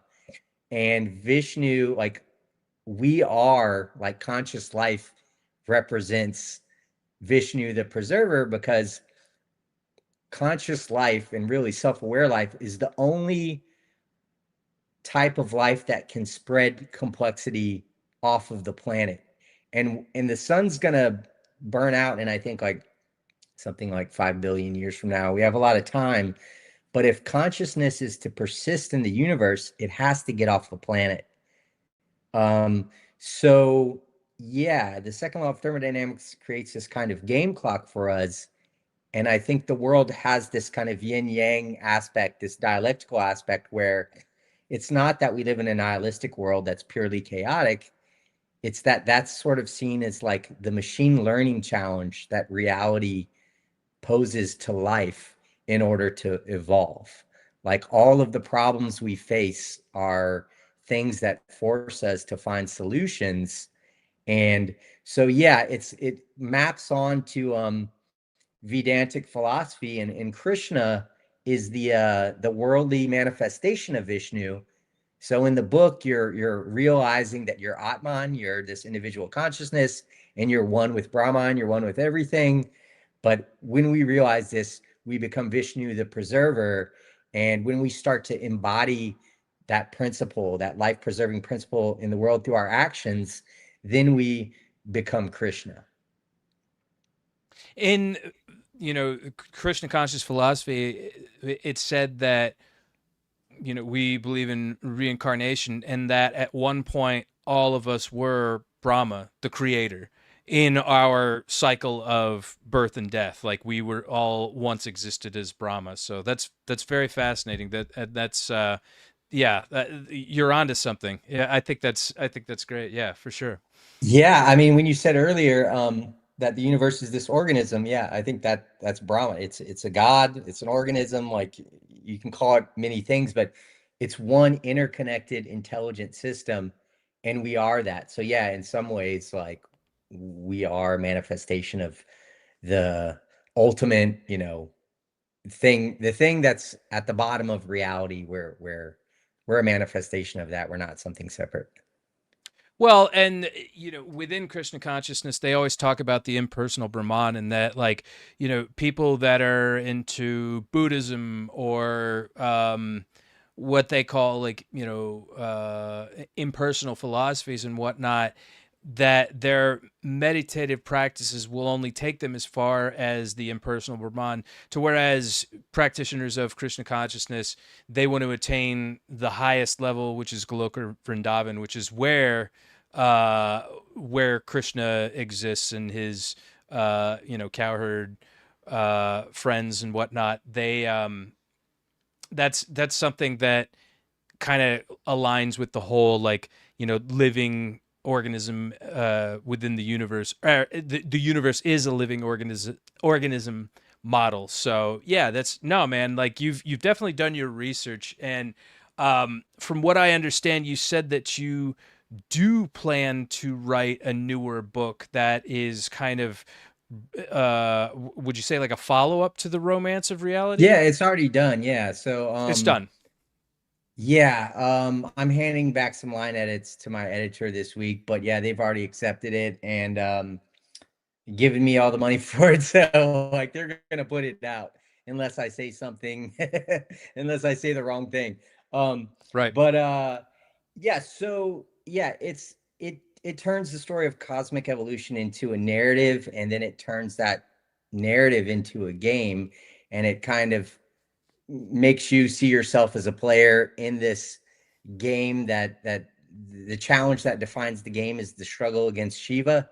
So it's your battle to persist against this entropic tide. And yeah, it's the story I just mentioned, and that's what complexity science is telling us.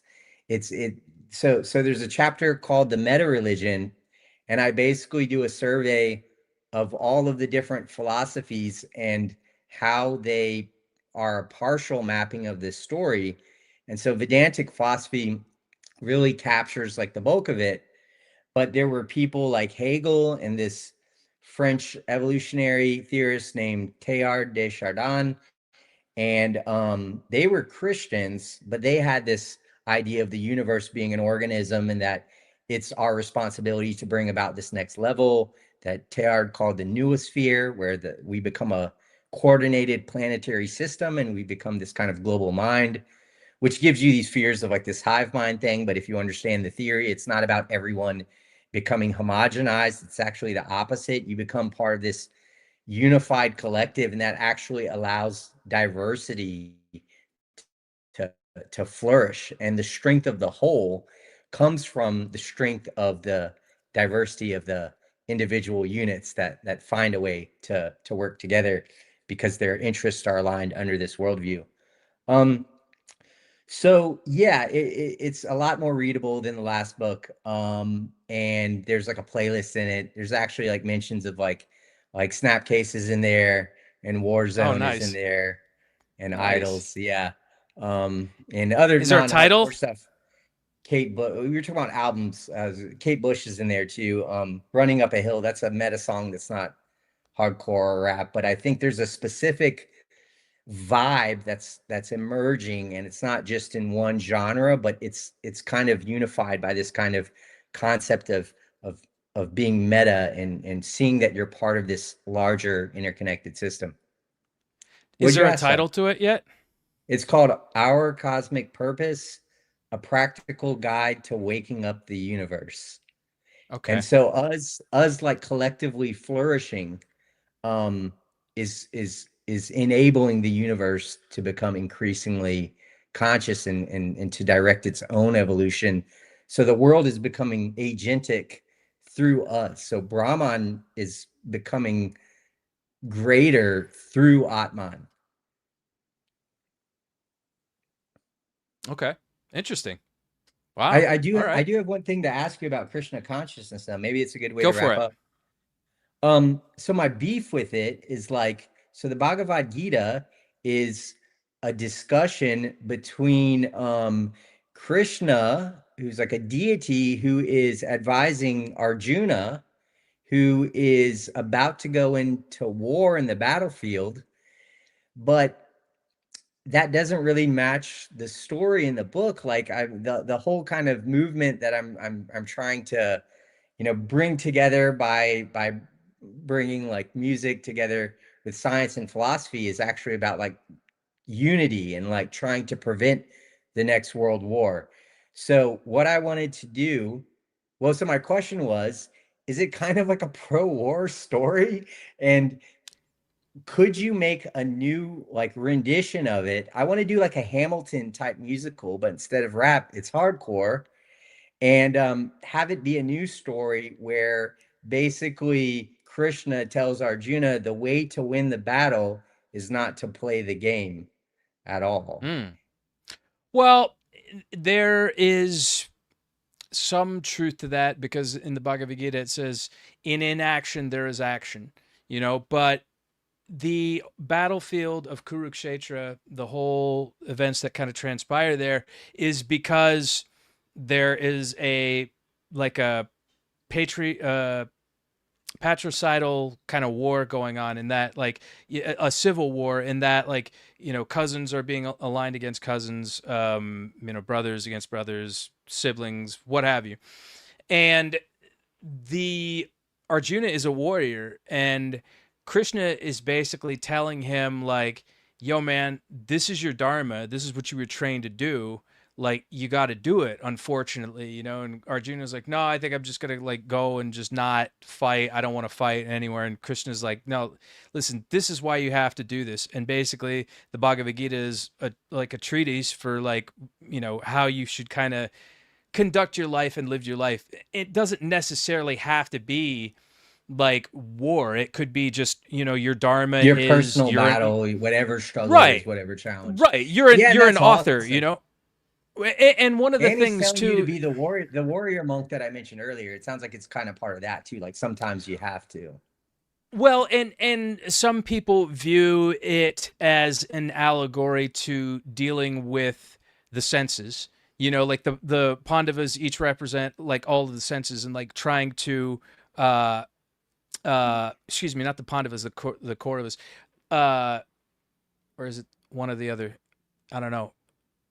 And Somebody, like if you to know it, in fight the comments. desire, to basically fight Well, desire. like yeah, fighting the senses and maintaining the senses. Because like the word mantra means controlling of the mind, and that's really where the battle is. Like the word kshetra means body, so that could also be interpreted to mean like the physical body. And like as we operate under the three modes of material nature, the mode of goodness, the mode of ignorance, and the mode of passion, we have to constantly be putting those things into check and, utilizing, like we were talking about AI earlier, like AI, which this actually pisses me off about AI, is I was trying to do some renditions of Krishna and Krishna conscious artwork because I'm not like a visual artist, not in like the traditional like drawing and painting or anything like that. I do filmmaking every so often, but like I was asking it to do renditions of Krishna and it wouldn't do it. Like I was like, what? Wait, why? And I'm almost beginning to believe because certain other religions don't allow physical like representations of whatever deity that is that they worship. So I guess to be fair and all encompassing, they were like, well, we don't want you to be able to do that. I don't think I could do Jesus or anybody like that. It's So bullshit, dude. They should, it yeah, is. that's a real big problem. No, yeah, they're honestly they're coded to preserve the status quo, and when you hit those guardrails, um, you kind of just see like it's not going to let you do things that would challenge narratives or allow you to discover your own agency.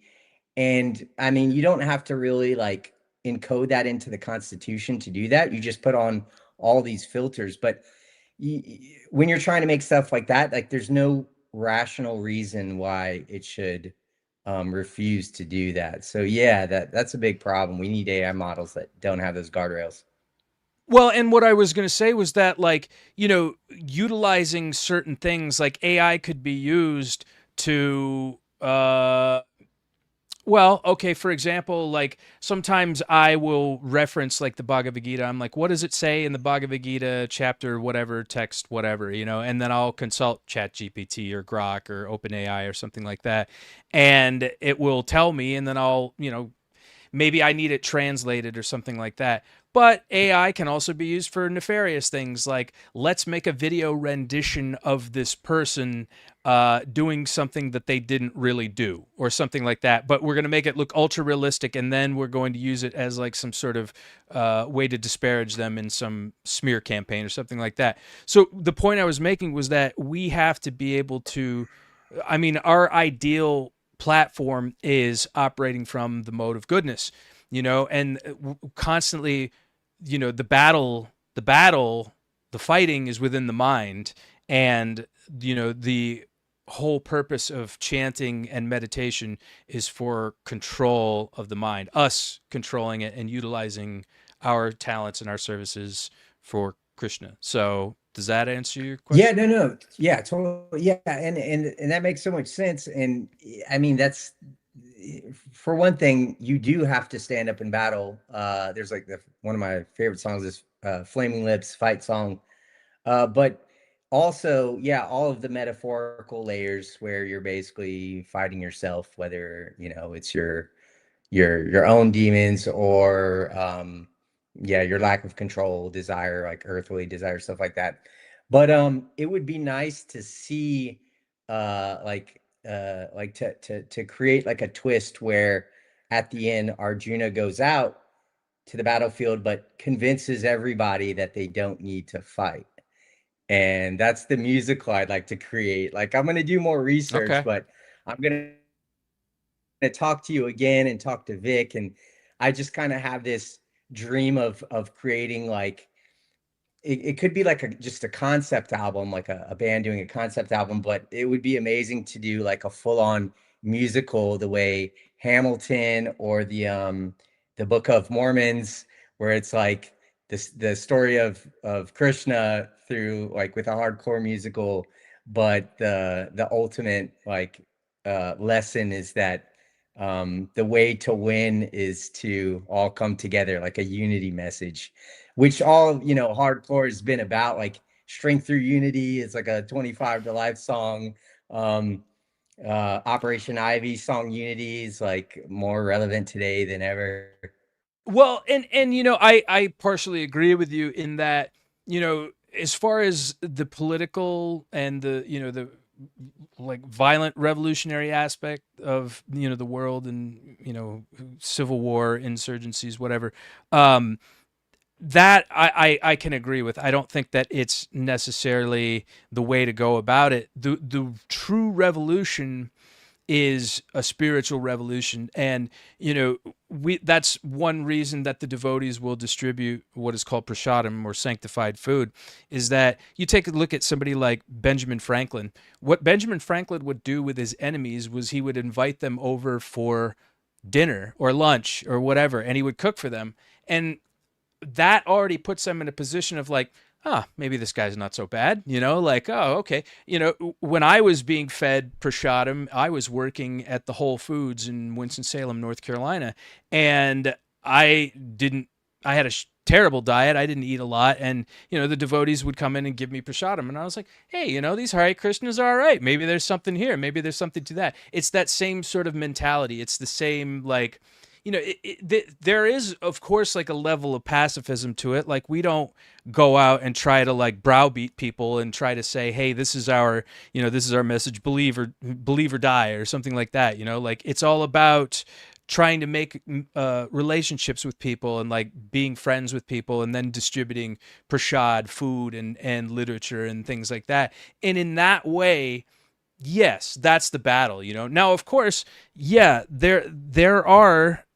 I mean, I think that, I don't know. I think that, unfortunately, with Kali Yuga, it's only going to get worse and worse. Like, we're in what's called the golden age of Kali Yuga right now, because Lord Chaitanya was a manifestation of Krishna that appeared to us within Kali Yuga. So there's supposed to be an additional, oh God, I'm going to get this wrong, 500 years, or no, 5,000. I don't remember the exact number, and I know I'm going to get Yeah, I think it was eviscerated for this in the 5,000. comments. Yeah, so we have 5,000 years of golden the golden age of Lord Chaitanya. But after that, it just gets exponentially worse. I saw in the Rogan episode where it was like, people will abandon their elderly parents, and Yeah. people will fight, like there will be fighting amongst people, and the age Kali Yuga means the age of quarrel and hypocrisy, and you see it getting exponentially worse. So would it be? I mean, I think in an idealized world, Uh, it would be awesome th- not to fight. this But is will so it happen? funny. Well, here's the thing. It's a small group of elites deciding to fight, like the people in Iran, and I have like a lot of family in Iran, in Tehran Yeah, I was actually. going to ask you about that. Yeah, Yeah, so it's very real to me. But the same stuff is happening in Gaza, and yeah, until it's your family, like it doesn't feel real. But do you right. think any of those? I don't think any of those people, like they don't have. They're just believing whatever they grow up believing. Like if all the Jewish people in Israel grew up in Iran, they'd be Muslims, Right. and vice versa. So I'm not like trying to push for some completely like super idealistic like philosophy. I'm kind of just saying like the most obvious thing. Like none of these people would be fighting if people didn't create like the weapons manufacturers build these things that cost billions and billions of dollars, probably Agreed. trillions, and Hmm. then if those don't get used, they don't get a return on investment. So like war has to break out and the elites are Right. causing it. And most of the world, it's not natural at all. Like No. that wouldn't happen unless if some very corrupt people weren't in power, that wouldn't be the state of things. And there would be, certain, you know, conflicts that would happen, and there would still be bad groups that special ops teams might need to go take out. But as Right. far as like wars with like nations against each other, like Right. it's barbaric.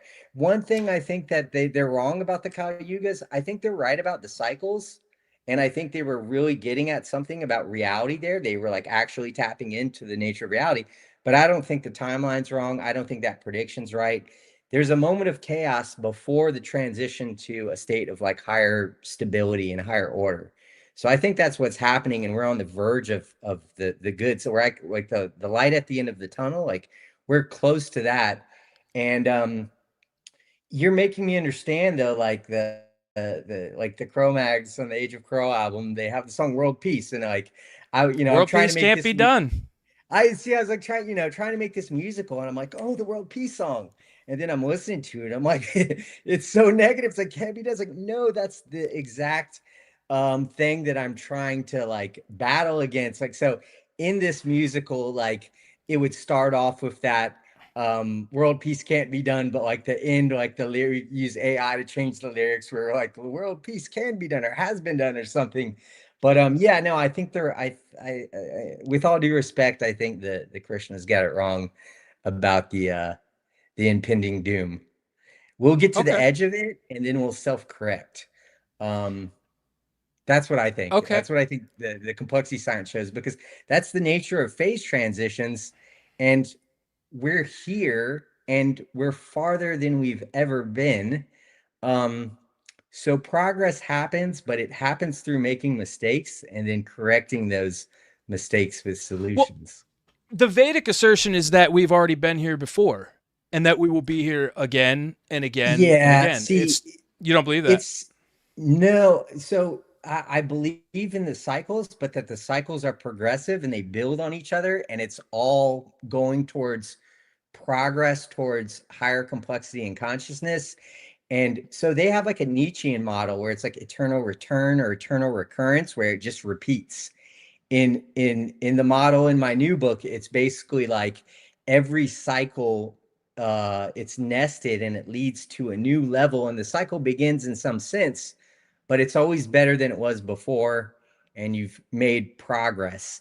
So Brahman's like evolving into this higher thing, and it's that Shiva never triumphs. Like heat death, we're finding out that heat death isn't inevitable. So I think the game just keeps progressing, and then it's going to lead to this state they call the omega point, but it's like the whole cosmos, life spreads throughout the cosmos, and the interconnected network of intelligences become a mind that wakes up, like the whole universe wakes up.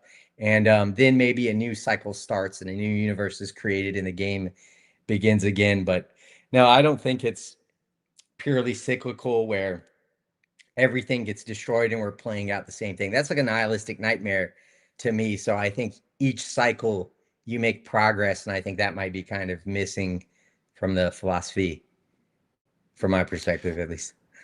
What is one piece of advice that you would give to your younger self?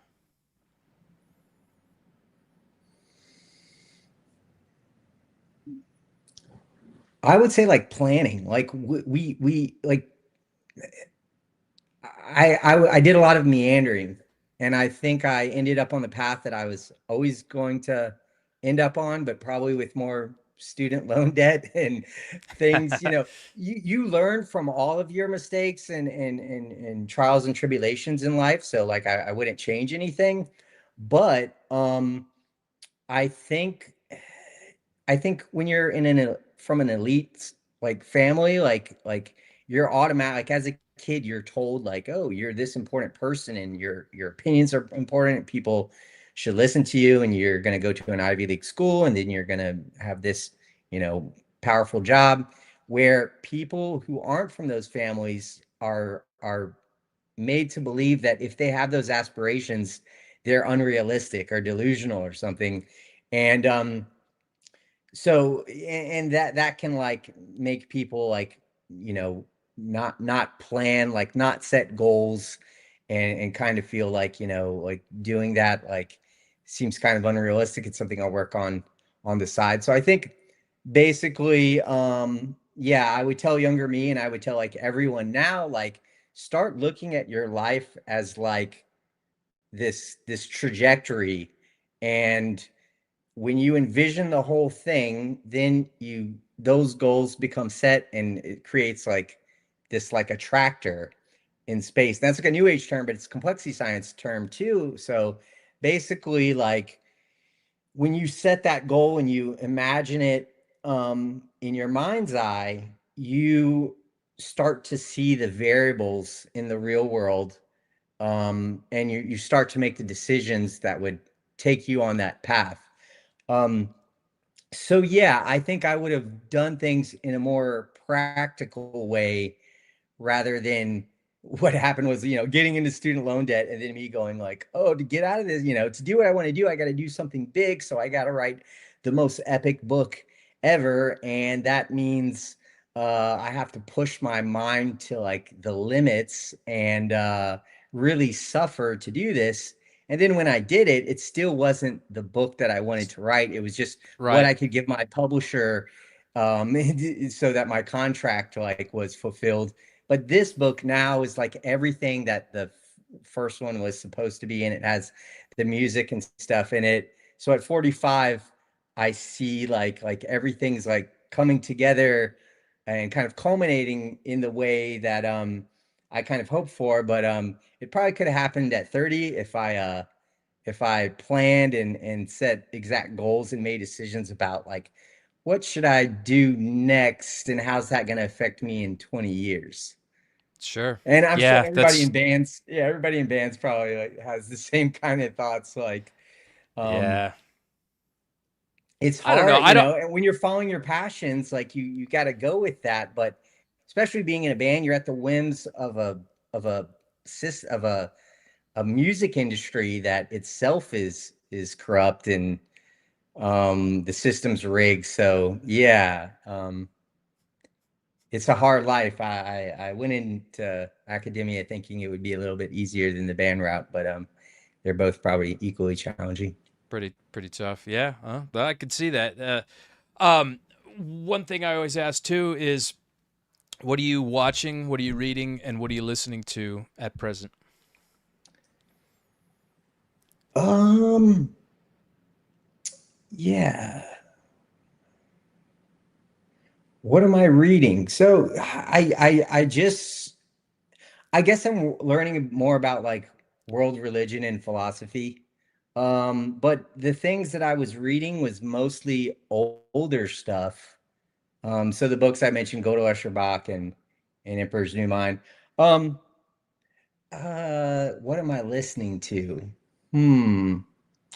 There's a band called Chat Pile. Have you heard them? Mm-mm. Their new album's amazing. It's like kind of like one of my friends said it sounded a little bit like Jesuit, but it's not exactly like that. Sometimes they have Nice. an electronic drum kit, but it's like a wall of noise. It's like the loudest, and it sounds cinematic. It sounds like a horror film kind of. I was into Piss Jeans for a little while. I thought they were doing some cool stuff. Hmm. Um, there's another, let's see, at a hardcore Higher Power was doing some stuff that I thought was kind of cool. Kind of like a European turnstile, but then they got really poppy like turnstile, kind of stopped listening. Um, but yeah, and what was the third one? What are you watching? Let's see, what am I watching right now?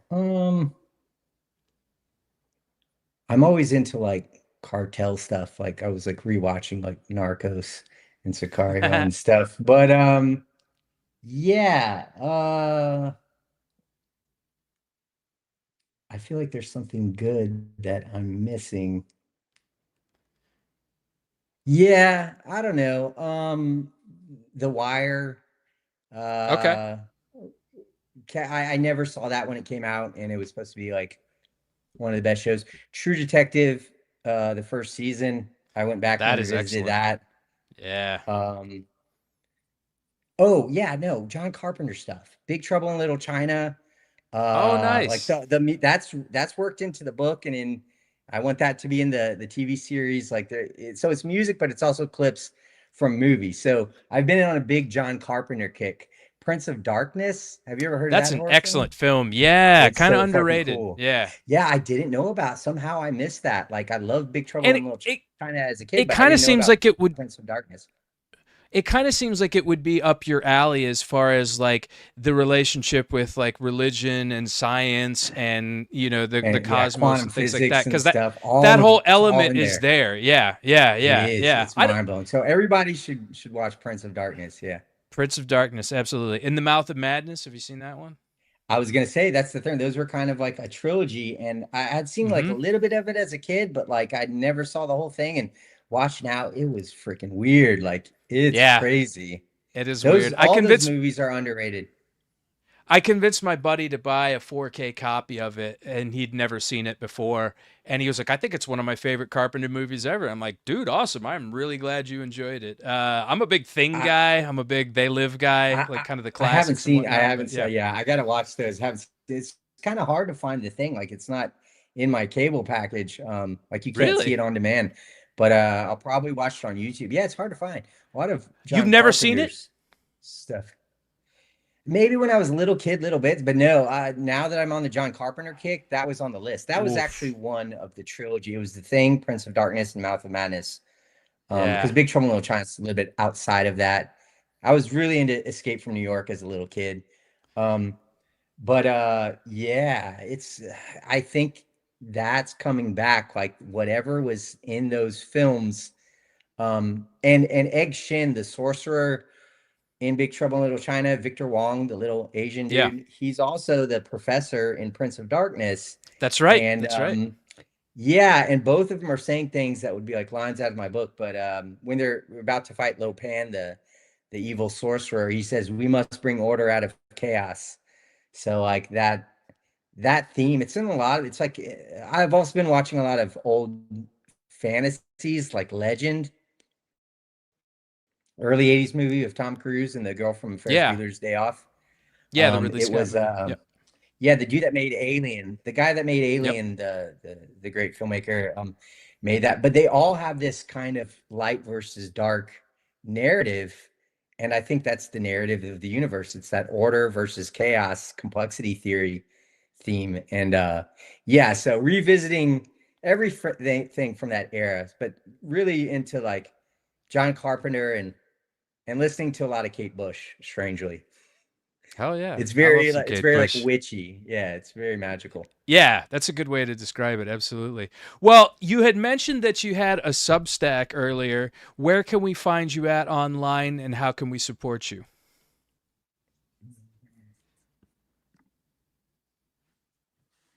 Yeah, Road to Omega is the Substack, and it has like this science and philosophy and kind of this activism component, this Project Omega, like kind of bringing everybody together under a unifying worldview, where we say, oh, all of our religions, we're seeing this kind of purposeful narrative, this light versus dark, whether it's Vedantic philosophy or Persian Zoroastrianism or Islamic philosophy. It's all part of this one story. And yeah, that's what Road to Omega is about. And I've been really bad over the last few years about promising content. There's a lot of paid subscribers. I'm about to drop stuff. When I do drop stuff, like I drop a few articles at a time. Tomorrow, I'm dropping an article called The Cult of Hardcore Music, Collective Intelligence in Action. And it kind of explains the history of hardcore from DC and California roots to like Krishna consciousness and to where we are today with new bands that I feel like Turnstile has a little bit of that. Like with Glow On, there's like this kind of meta feel to it. Their song Gravity, that's my favorite song. That's really the only song of theirs I really listen to a lot. But that song, it's like bring me down. It's kind of like the same theme that's in Bad Brains, Eye Against Eye. Um Hardcore is really like self-reflective. But yeah, I forgot what I was talking about. I forgot what was Yeah, the question? where we could support you? Well, Oh yeah. your Substack, and then obviously you can purchase your book and Yeah, social media. So I'm on Twitter, not so active, but I'm about to be. Instagram. Yeah, follow me on Instagram at Bobby Azarian and maybe Facebook too. But yeah, the Substack is going to be where I keep everyone updated, and I do a lot of like podcasts and random stuff like talks, presentations. Um, so the Substack, and there's a Road to Omega YouTube channel that I haven't uploaded much stuff to lately, but has a couple thousand followers. Probably, if you allow me to put this interview, I'm going to throw that up there, and all that's yeah. going to get super active over the next year and leading up to the book coming out. That's coming out next March because it takes forever to do that. But yeah, I'm really excited because it's all in a package that everyone can kind of grok and you can start doing things like so. Oh yeah, man. I'm excited Yeah, for you, check that man. out. I appreciate it if you subscribe. Well, I love what you're doing, and yeah, I'm so glad we met at that random thing. Like I gave John a comment and asked him to get in touch, and he responded, and then you wrote me, and it's something that I've been wanting to do for a while. This was my first music podcast, so this was a lot of fun. Dude, and I really I'm glad it worked appreciate you out. being. Yeah, I'm really glad After that you that, came I on was the. like aggro at first. I was like, I'm doing a live stream. I was like, man, that's a yeah. Oh well, Usually I don't get so annoyed, but like I was like very clear that like I would be nobody's gonna see that. Nobody's gonna see that my unless phone they kept saw it blowing already. up.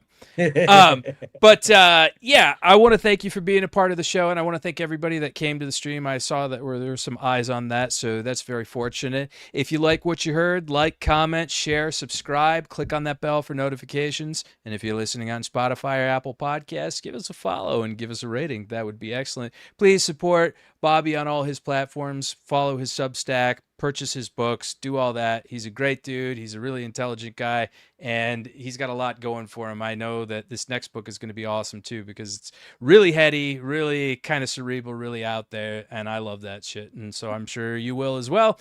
And I also have a merchandising company, Hell's Heart Merch Company. Going over to hellsheartco.bigcartel.com. Use the code podcast for 20% off your entire order. Find Belly Canvas Next Level Tri-Blend t-shirts. They feel amazing. If you like movies, if you like hardcore, check it out. I think you'll really be into them. And anybody that came to the show, like I said, namaste, jobless, be good. And thank you so much, Bobby. I appreciate you. All right, man. This was great. Thank you, Curtis. Thanks, man. Jay, sorry. Hell's Heart,